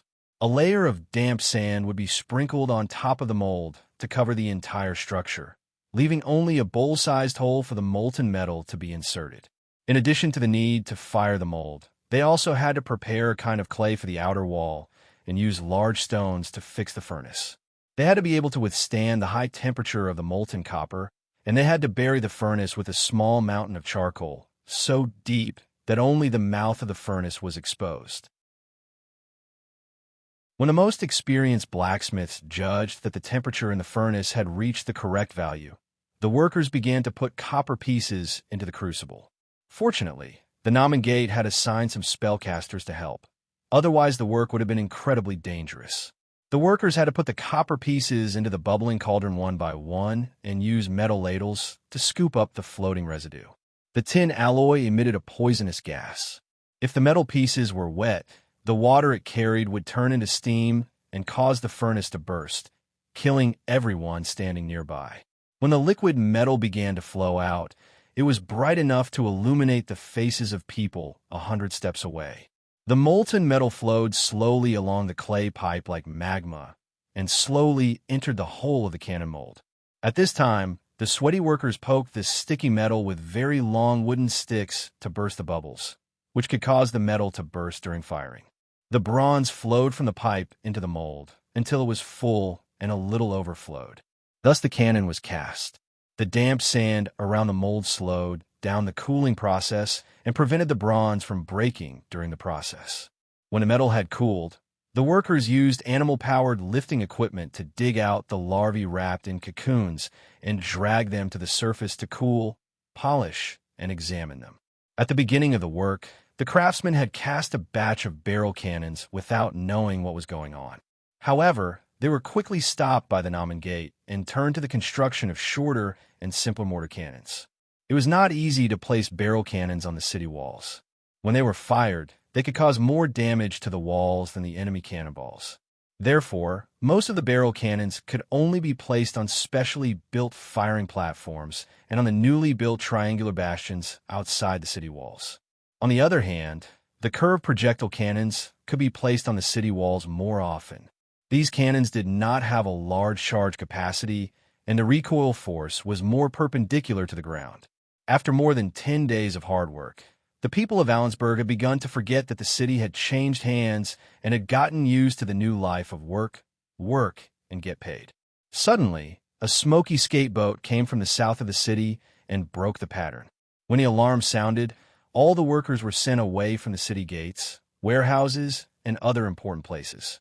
Except for some young men who were recruited to guard the city, all the people of Allensburg were ordered to stay in their homes and not come out. Anyone who goes out on the streets without permission will be killed. The Namen Gate issued a martial law order without mercy. Chapter 1137. When they advance, their spears are like a forest. When they stop, their tents cover the land. Naaman could not help but sigh as he watched from the top of the city wall. Thanks to the mobility of the skimmers, the Joint Army had already known of the Army's exact existence when it appeared more than 100 miles south of Wallingsburg. After that, the Joint Army still relied on the scouting method of the skimmers to figure out the composition of the Army's departments and the general strength of each department. The result was surprising. The total number of this army of more than 20,000 was calculated by the Combat Investigation Department of the Joint Legion by counting the cooking stoves in the abandoned camp and inquiring about the amount of food and salt purchased from the villages and towns along the way. Other than the civilian workers who were responsible for assisting the engineering troops, there were at least 17,000 soldiers left. All of them were professional soldiers. Many of the commanders of the Allied army could not understand how the fake King Vixith had managed to raise so many soldiers who had been released from their jobs on this tiny piece of land in the south of Tapt Island. Did those soldiers not need to eat every day? How did they deal with the damage to their ordnance caused by their daily training? They cannot be blamed for having such questions. The expeditionary army, formed by the Yomians and the soft maple people, numbered in the tens of thousands. But in reality, most of them were ordinary civilians who had been recruited from the Ramsey continent. Before coming to Tapt Island, they had not been baptized by blood and fire. It was very likely that the cruelest battle they had ever experienced in their lives was actually a wild beast hunt or a tavern brawl. On paper, we outnumber them by 2.5 times, but in reality, they have more soldiers than we do. In the Joint Army's battle conference, the undisputed leader of the soft maple people, Grisus, said bluntly, "Otherwise, we wouldn't have had to send out a few elite 1,000-man squads to lead the charge. The rest of the squads could only follow slowly behind and act as auxiliary troops." Those who could participate in this battle conference were all wise people among the soft maple people and Yomians. They all knew the capabilities of their troops. Apart from a small number of professional soldiers who were released from work or semi-released from work, the rest were basically auxiliary and military personnel. Supply teams, carpenters, cannon smiths, blacksmiths, ordnance smiths, tailors, pastry chefs, craftsmen, peddlers, and others who followed the army for profit or loot. Thus, at this moment, they were all muttering in their hearts. To be honest, even if they defended the city, this battle would not be easy to fight. As if sensing the doubts of the crowd, Namen, who had already discussed with Grisus how to deal with the situation, spoke. One of them reported the worries, while the other reported the good news. "You don't have to worry too much." The legendary pirate King Joms looked at the crowd with a smile. "Do you really think that the false King Vixith gathered this army just to fight us in Wallingsburg?"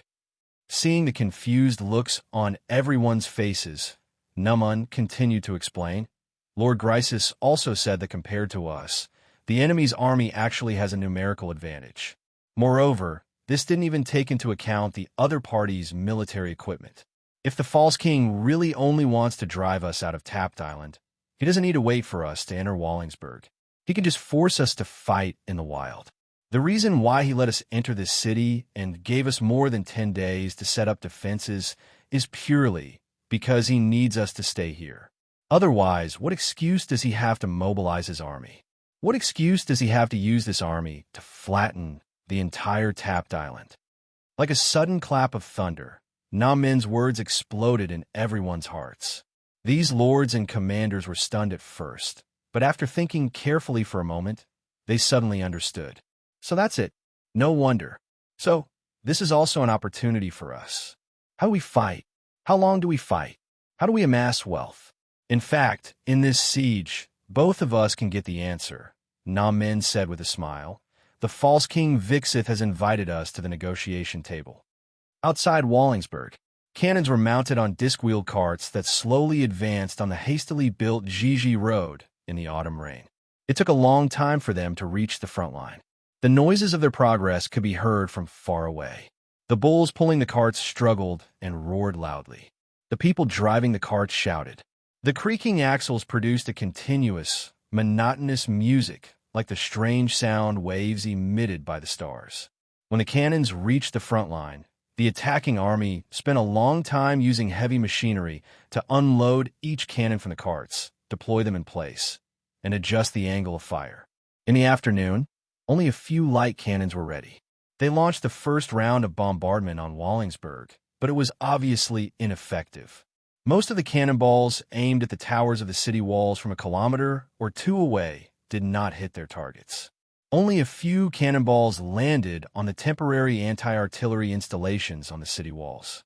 Layers of sheepskin and wool blankets that were soaked in water were tied to the wooden frames that protruded out of the walls.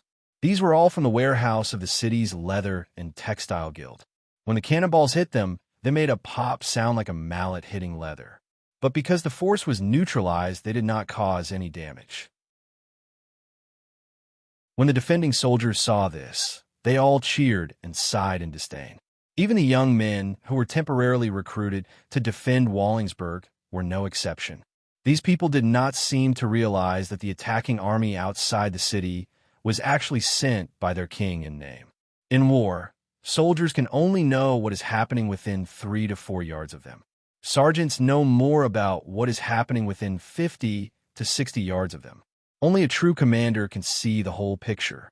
The prerequisite is that he is a qualified military commander. Namin and Grisis led the guards to the top of the city wall to inspect the defense of the army. At the same time, they urged the junior sergeants to look for deserters who were not afraid to fight. This is not right. Grisis, who was walking side by side with Namin, did not hear Namin's words. Instead, he frowned and looked at the army from the false king Vixith in the distance. According to the skimmers, especially the last skimmer that escaped and returned to the camp, the enemy has more advanced cannons, steam tanks, rotary wing helicopters, and other advanced ordnance. Why did they look like they were fooling around when the first batch of soldiers attacked the city? These cannons are similar to the ones we made in a hurry. Vixith can't expect to scare us with these cannons, right? If that's the case, won't the Triangle Fortress and other arrangements be flirting with a blind man? Fooling around? Hee. Namin chuckled and continued the conversation. It really is fooling around. The essence of war. Oh, no. It should be said that the essence of war is actually a ritual since ancient times. From the ancient warrior duels between the small tribes to the gunfire and cannons of the present, wars are calculated using these things. As for the number of casualties, it's actually just a measurement tool needed for calculation. Wait and see. That false King Vixith must have some new tricks up his sleeve. Haha. As a contract demon, Namin's most proud talent was his glib tongue. Persuasion was the foundation of his survival. Through a well-founded analysis, he was able to easily suppress Grisis's worries and divert the soft maple leader's attention from the war. As for why he did this, the answer was for the benefit of the scale of perpetual order. In the face of the Chamber of Commerce and the great Megalosaurus Key's interests, the soft maple and Yomians were just tools. As tools, it was not a problem for them to have the ability to think. However, Namin felt that tools were not qualified to understand something as precious as reality. You fight yours, and I'll fight mine.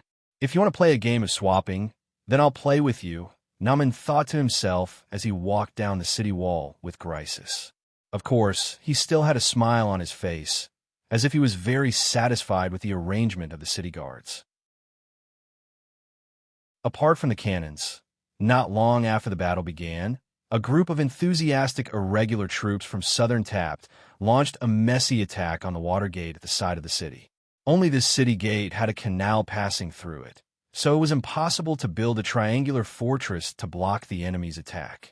The reason why it could be determined that the attackers were irregular troops was because they did not have uniforms. The military commander only led a team of supervisors behind them and urged them to charge towards the city gate. It seemed that he had no intention of leading an attack. The equipment of the irregular troops was naturally not as good as that of the regular army. Most of them were only equipped with some old long-range weapons, such as muskets and forks. The weapons they used for close combat were simply wooden mallets that were about 4 feet long, slightly thinner at the near end, and with a few long nails at the far end. These were the so-called bayonets. Moreover, without the intervention of the supervisors, these irregular troops liked to group up when charging. Therefore, to save on gunpowder, the defenders did not use the mortar cannons on the city wall. They only used muskets, bows, and crossbows to launch a wave of long-range attacks at the group of people. What was slightly unexpected was that although the training and equipment of these irregular troops were ridiculously poor, it was not wrong to say that they were enthusiastic. After launching their charge, not a single one of them left the battlefield alive. All of them ran towards the city wall like a swarm of bees. After running out of ammunition for their muskets and forks, some of them even threw their bayonets like javelins at the city wall in a fit of passion. The charge of about 160 people, which was about 200 people, caused more casualties than the cannons that bombarded the tower. After eliminating all of them, the military commander on the city wall counted the casualties and found that there were more than 10 people on his side who had suffered light injuries, and 3 who were seriously injured. The most unlucky young man who died was knocked unconscious by a bayonet, not smashed to death, and fell to his death on the city wall. Chapter 1138. How were they supposed to fight a siege? The answer was surprise attacks, artillery bombardments, and blockades. However, if one were to expand the question to include all wars, this answer would probably still be a good one. At most, one could add a few modifiers: tolerance for bloodshed, contempt for human life, adaptation to a cruel environment, and so on. Of course, these were all things that both sides had to go through. It was very, very difficult to take a city without shedding blood. Taking Valensburg without shedding a drop of blood, like what Narman had done previously, was definitely a rare occurrence in a siege. Moreover, Narman had the support of the merchant guild behind him. Many spies who had been hiding there all year round had done a lot of basic work for him. This kind of success was almost impossible to replicate. Under the cover of the night, a few wooden lifts were lowered from the top of the walls.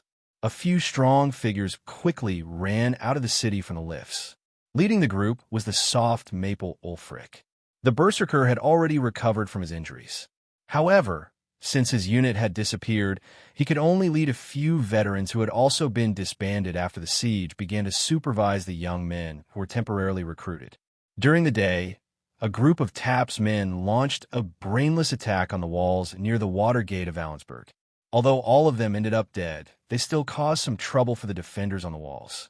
After nightfall, Ulfric didn't trust the young men of Valensburg to work on the walls, so he had to personally take care of the corpses piled up outside the city.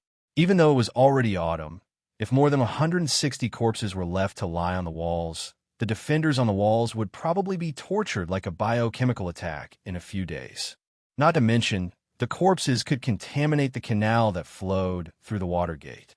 If the siege really reached its most difficult point, the water flowing through the canal might be a life-saving reservoir. There were only 2 things Ulfric had to do. First, gather up as many of the corpses as possible, drench them with kerosene, find some dry wood. The men's maces could also be used as firewood, and burn them all.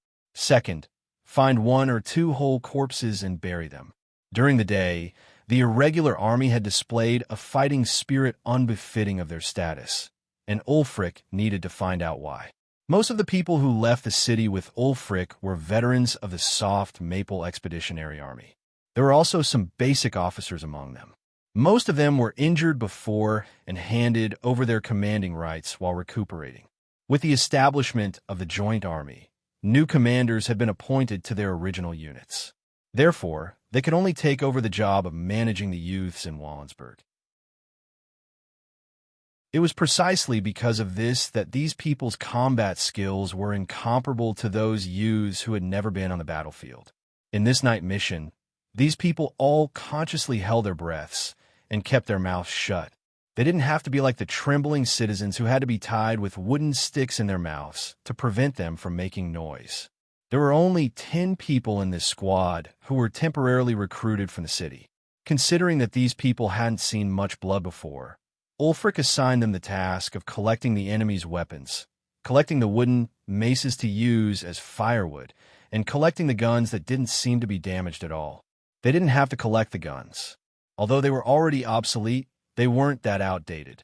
After transporting them to the city walls and confirming that they could still be used, these youths could use them. As for the work of moving and gathering the corpses, it could only be done by the 20 veterans led by Ulfric. Most of the citizens who were temporarily recruited didn't have the guts to touch the bloody corpses at close range. Of course, this dirty and tiring work wasn't just a burden to the veterans. Ulfric had already explained to them, you can keep the things you loot. Receiving permission meant that the Soft Maple and Yamshins could freely plunder wealth from the corpses. They didn't have to worry about being harassed by the supervisors or disciplinary officers. However, after working in full swing for a while, these people's movements gradually slowed down. The reason was simple. They didn't find any wealth on the corpses of the people who charged to the gates of Warlensburg. These people definitely aren't regular soldiers, but an army made up of motley crew. Shouldn't they try their best to keep everything valuable on themselves? Unless, as he worked and gathered the corpses together, Ulfric pondered. The Soft Maple Berserker was still quite smart when he wasn't in a frenzied state. He quickly realized something. These people don't have any wealth of their own. Tapped Island doesn't keep slaves, so they're most likely prisoners. Ulfric deduced the true identity of this wave of attackers. His guess was actually correct. These people were indeed a group of felons that King Vixith had temporarily transferred from prisons all over the country. That was why Vixith had only equipped them with crude weapons and clothes that were slightly better than prison uniforms. He didn't equip them with more expensive armor like regular soldiers. In other words, Vixith had sent them to the edge of the city to receive their death sentence.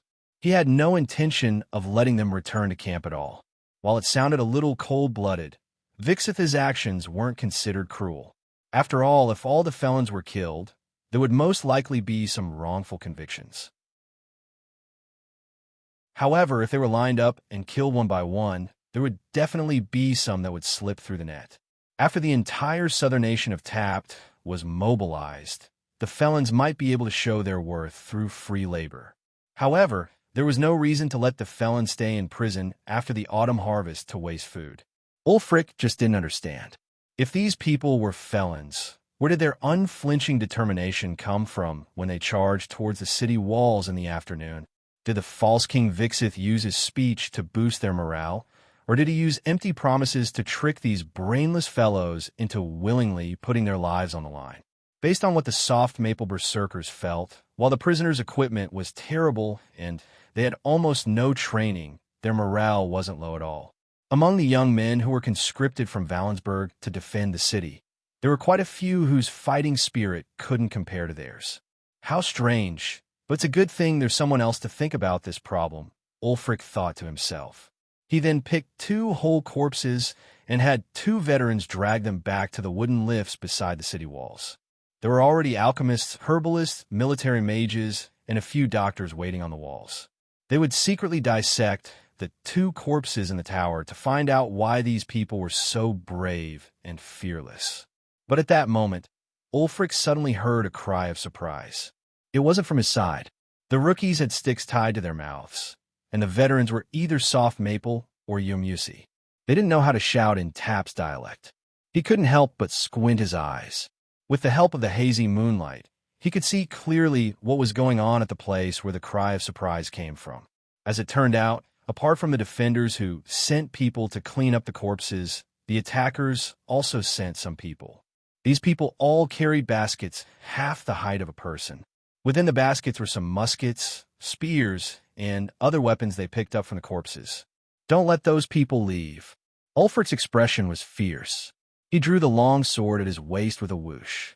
Because he had to leave the city to do manual labor, he didn't bring the battle axe he was best at. However, the berserker didn't back down just because his weapon wasn't handy. The moment he saw the enemy, he was the first to charge out. He held a long sword in one hand and a revolver in the other. It was a symbol of his status, and it was also convenient for him to execute any young men who didn't dare to move forward when he was supervising the battle. In the blink of an eye, he caught up to a fleeing tapped soldier. He swung his long sword at the enemy. The edge of the blade struck the basket. Although it didn't cause any significant damage, it made the soldier lose his balance and fall to the ground. Before the man could get up, Ulfric aimed a revolver at his head. After a loud bang, the man couldn't move anymore. When a gunshot rang out, the defenders on the walls immediately reacted. A large tourmaline searchlight was lit up. The bright light was reflected by the mirror and shone on the battlefield. Because they were worried about accidentally injuring their allies, the defenders didn't shoot with their spears or crossbows. However, the illumination provided was enough to help Ulfric and the others. Under the illumination of the electric searchlight, Tap's corpse collection team could be seen at a glance. Some people always had a misconception that cold weapons are heavier than hot weapons. But in fact, if one didn't consider the weight of armor and some special cold weapons, most cold weapons were lighter than hot weapons. Even a so-called two-handed heavy sword weighed 2 to 3 kilograms at most. A spear or a musket could easily weigh close to 5 kilograms. There were less than 20 taps who came to collect weapons with their baskets. Their baskets were all filled to the brim. They couldn't run even if they wanted to. On the other hand, apart from Ulfric himself, the other veterans who followed him out didn't carry any weapons at all. After hearing the order, they basically picked up a spike from the ground and rushed forward to kill. As for the dozen or so young men who were recruited, Ulfric and the other veterans didn't take them seriously at all. They didn't need their help. The number of veterans was about the same as Tap's corpse collection team. In a one-on-one fight, the well-trained veterans would undoubtedly have an advantage. Using his revolver, Ulfric took down 3 of them with 6 bullets and killed 2 more with his saber. As for the rest of the Taps, apart from a few who were smarter and dropped their baskets midway and ran back to the camp, the rest were all caught up by the soft maple and Yamian veterans. They either died from the spikes of their spikes or had their heads smashed by their clubs. Pour oil on them and light them up. We're retreating. After piling up the corpses, Ulfric immediately gave the order to retreat. The charge just now had taken some time, and the searchlights on the walls hadn't been extinguished yet. With his excellent eyesight, he could already see from afar that a group of neatly armored soldiers had walked out of the tapped camp. They were all riding horses and carrying flintlock muskets. He didn't want to encounter the enemy's flintlock cavalry outside the walls.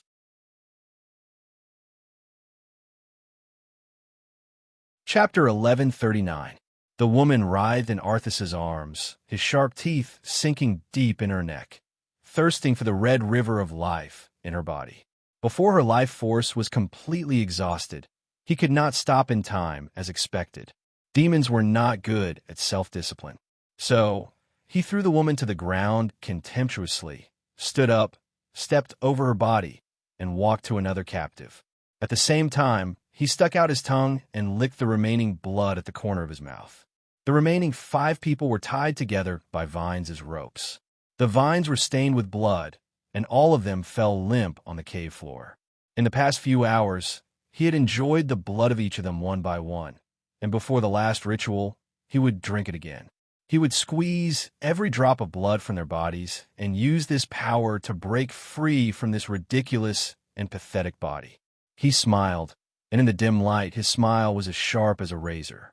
Arthas reached out to hold the wall of the cave, the hard stone creaking under the weight of his knuckles. This was just the beginning. Now his memory was not so chaotic. He had drunk enough blood. Although he was still weak, he was much stronger than when he first started. It was enough to support him for the next step, whatever it was.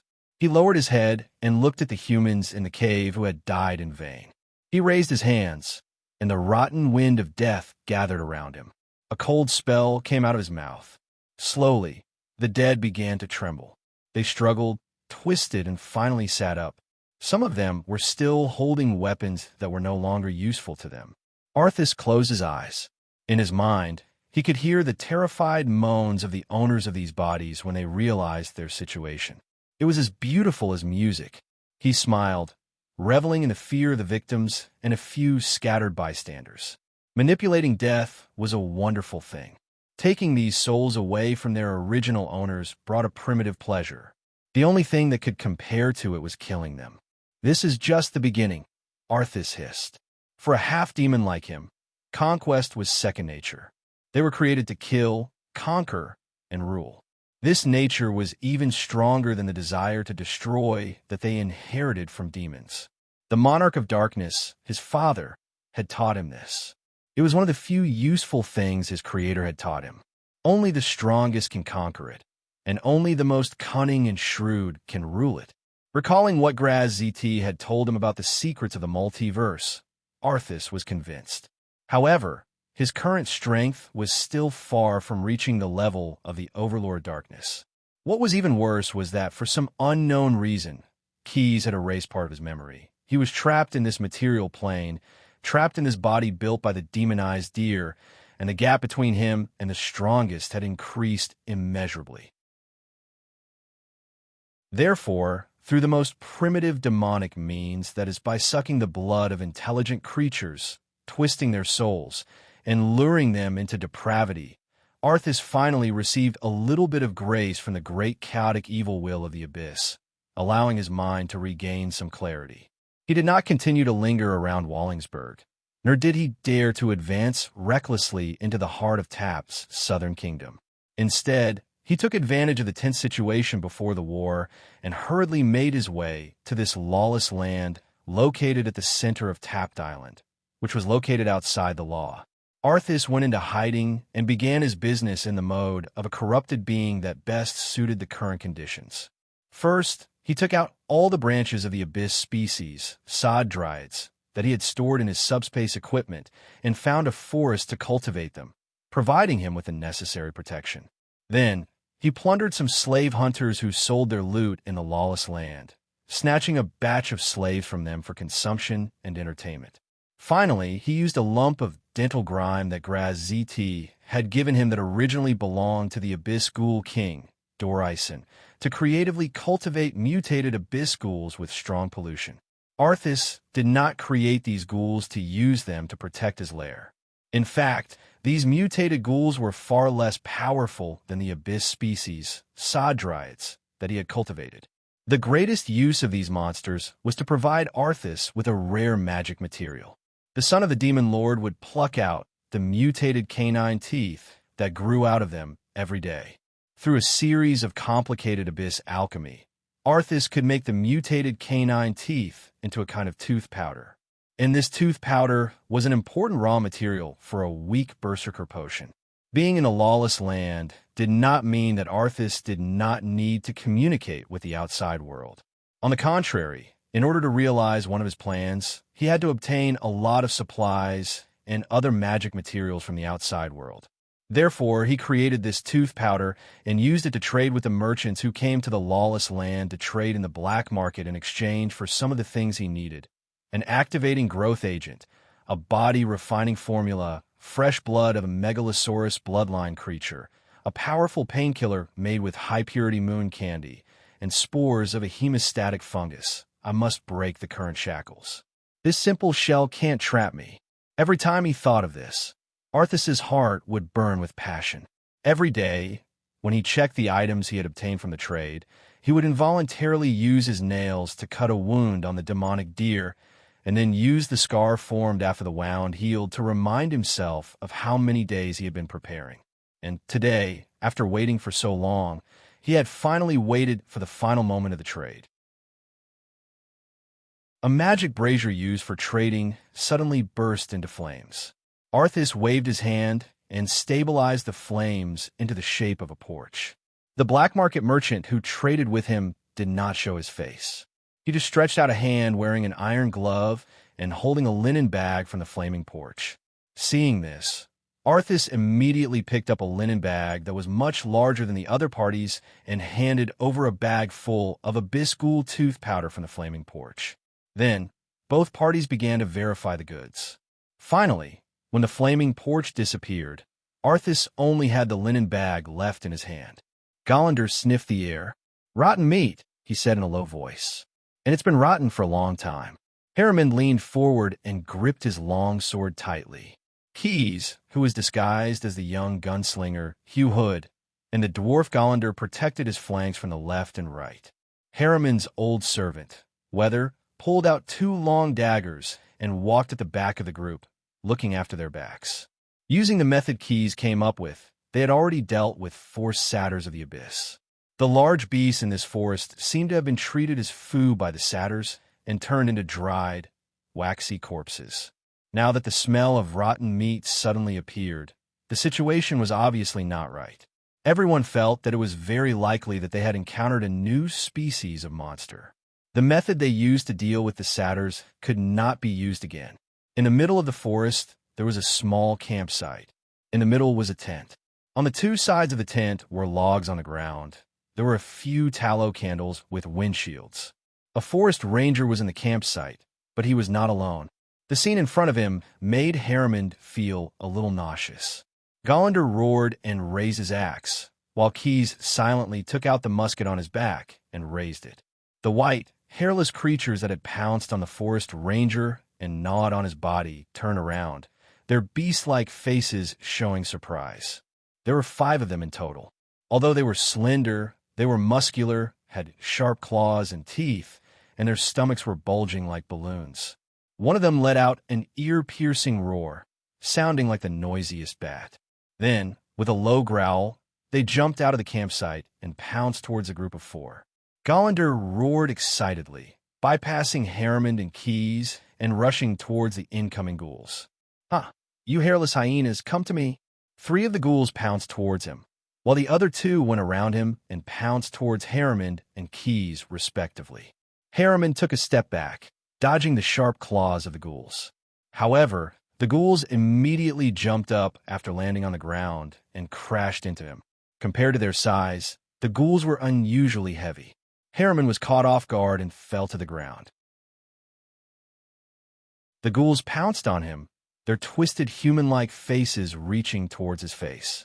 Their beast-like mouths were filled with sharp teeth, eager to bite off a piece of flesh from his face. Without waiting for the others to help, Harriman kicked the ghoul away. Taking advantage of the gap, he used his long sword to slash its stomach. The ghoul screamed and pounced toward him again. Harriman quickly took off his cloak and covered it. The ghouls struggled under the cloak. Harriman endured the nausea and stepped forward with his sword, piercing through the monster. The ghouls screamed and fell to the ground, trembling. Harriman endured the nausea and took back his cloak, which was now stained with the ghoul's black blood. He kicked the corpse to the side in disgust and prepared to help Keys. However, the young gunslinger obviously did not need help. Harriman had never seen him perform in close combat. The front end of the musket was equipped with a sharp bayonet. Keys stabbed it a few times, and the ghouls attacking him had their guts ripped out. His originally calm and indifferent face was now filled with disgust. At this moment, another ghoul flew out from between the 2 of them, slamming into the wall and losing its breath. Harriman turned around and saw Galander stepping on the head of another ghoul, lifting the last beast above his head. "Huh, my axe is not your cup of tea," the strong dwarf said with a smile. He raised his head and looked at the monster that was trying to bite him. He threw it onto its companion and chopped both ghouls in half with his axe.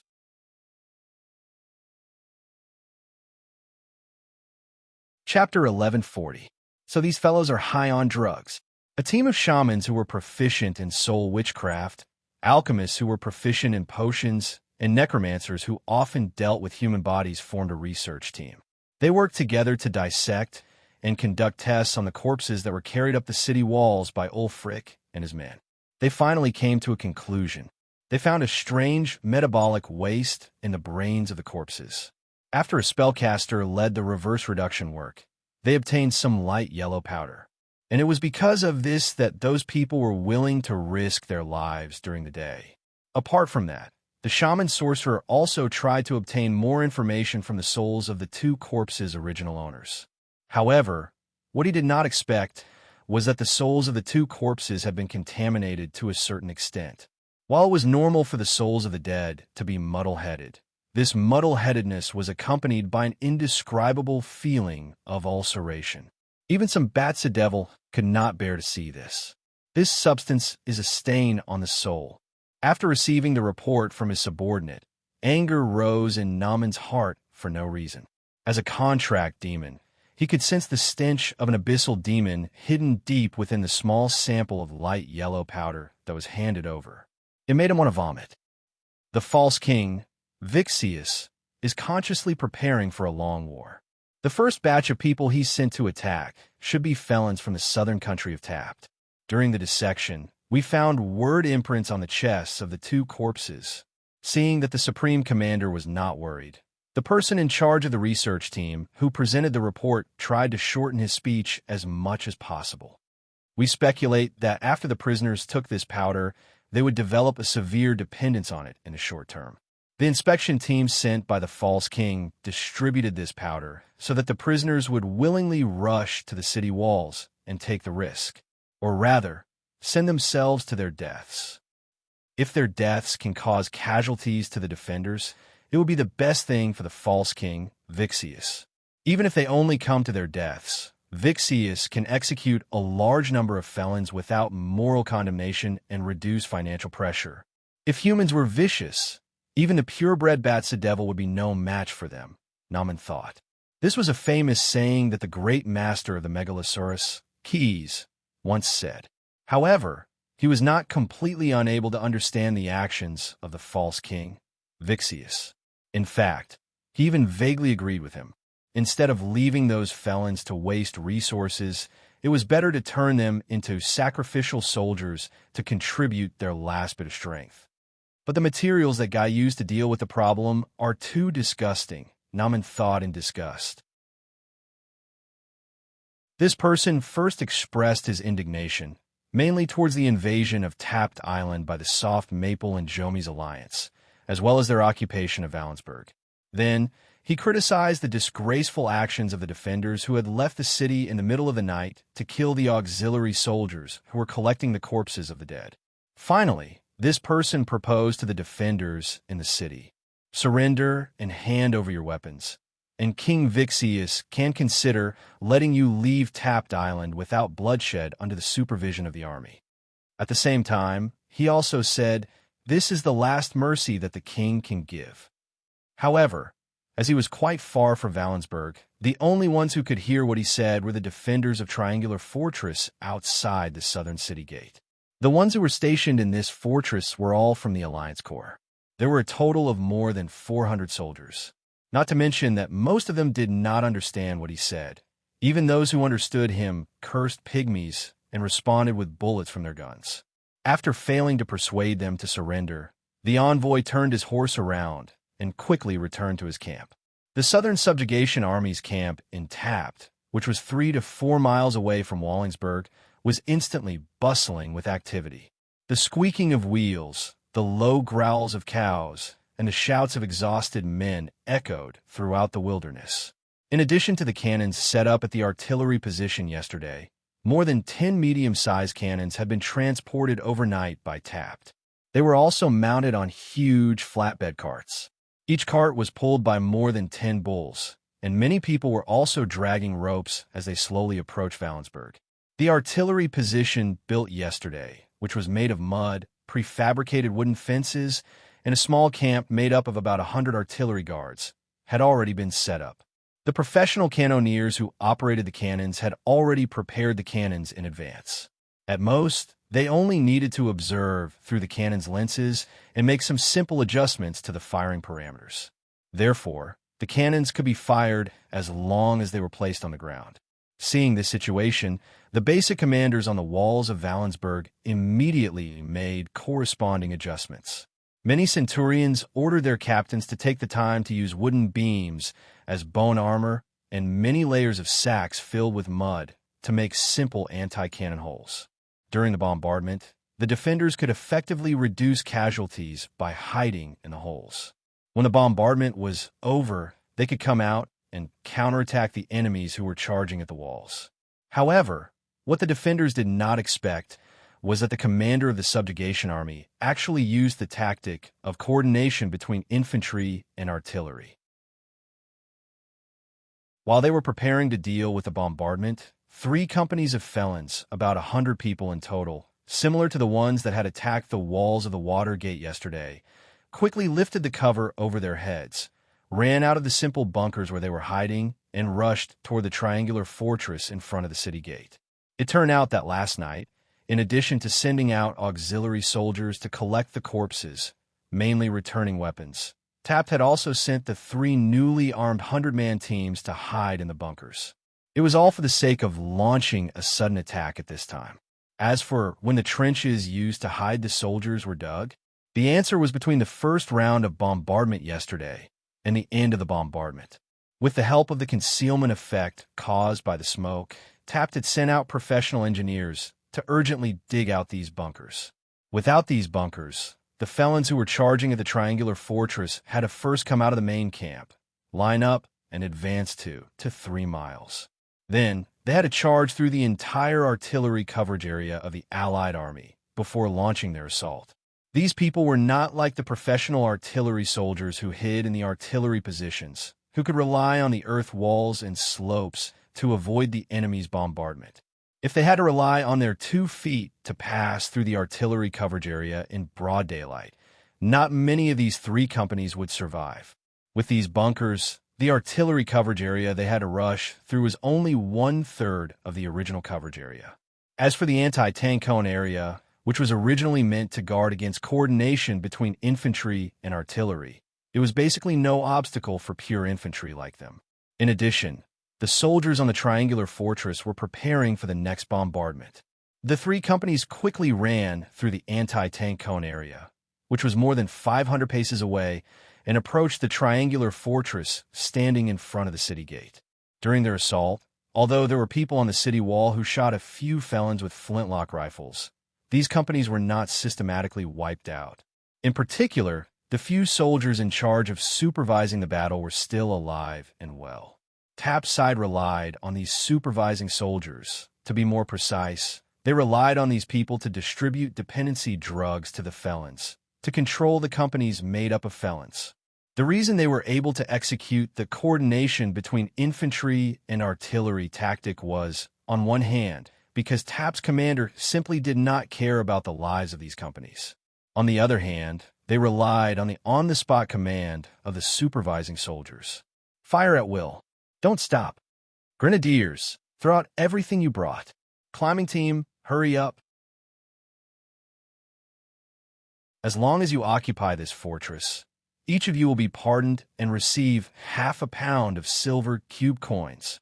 The supervising soldiers lowered their heads and shouted among the companies. The clothes they wore were similar to the felons, which also looked like long robes made of linen. At most, they added a warm cotton jacket and a tattered hat. But in fact, these people's cotton-padded clothes were specially made cotton-padded armors. Each piece of clothing had to be hammered repeatedly with cotton weighing a few kilograms, and iron plates were embedded in the key parts as protection. As long as they were not shot at close range or using powerful firearms, these soldiers had a high chance of survival with the help of the cotton-padded armors they were wearing. The reason they were dressed like this was because they were worried that they would be easily discovered and attacked by the Joint Army's musketeers. After all, the real commanders of these 3 companies were actually the supervising soldiers mixed in with the crowd. On the battlefield, a newly armed felon could only focus on the enemy in front of him at most. A well-trained professional soldier was slightly better than the former. At the very least, they could focus on the situation within 2 to 3 yards of themselves. The low-ranking officers leading the operation had better vision than ordinary soldiers, but at most, They could only focus on the situation within 50 to 60 yards of themselves.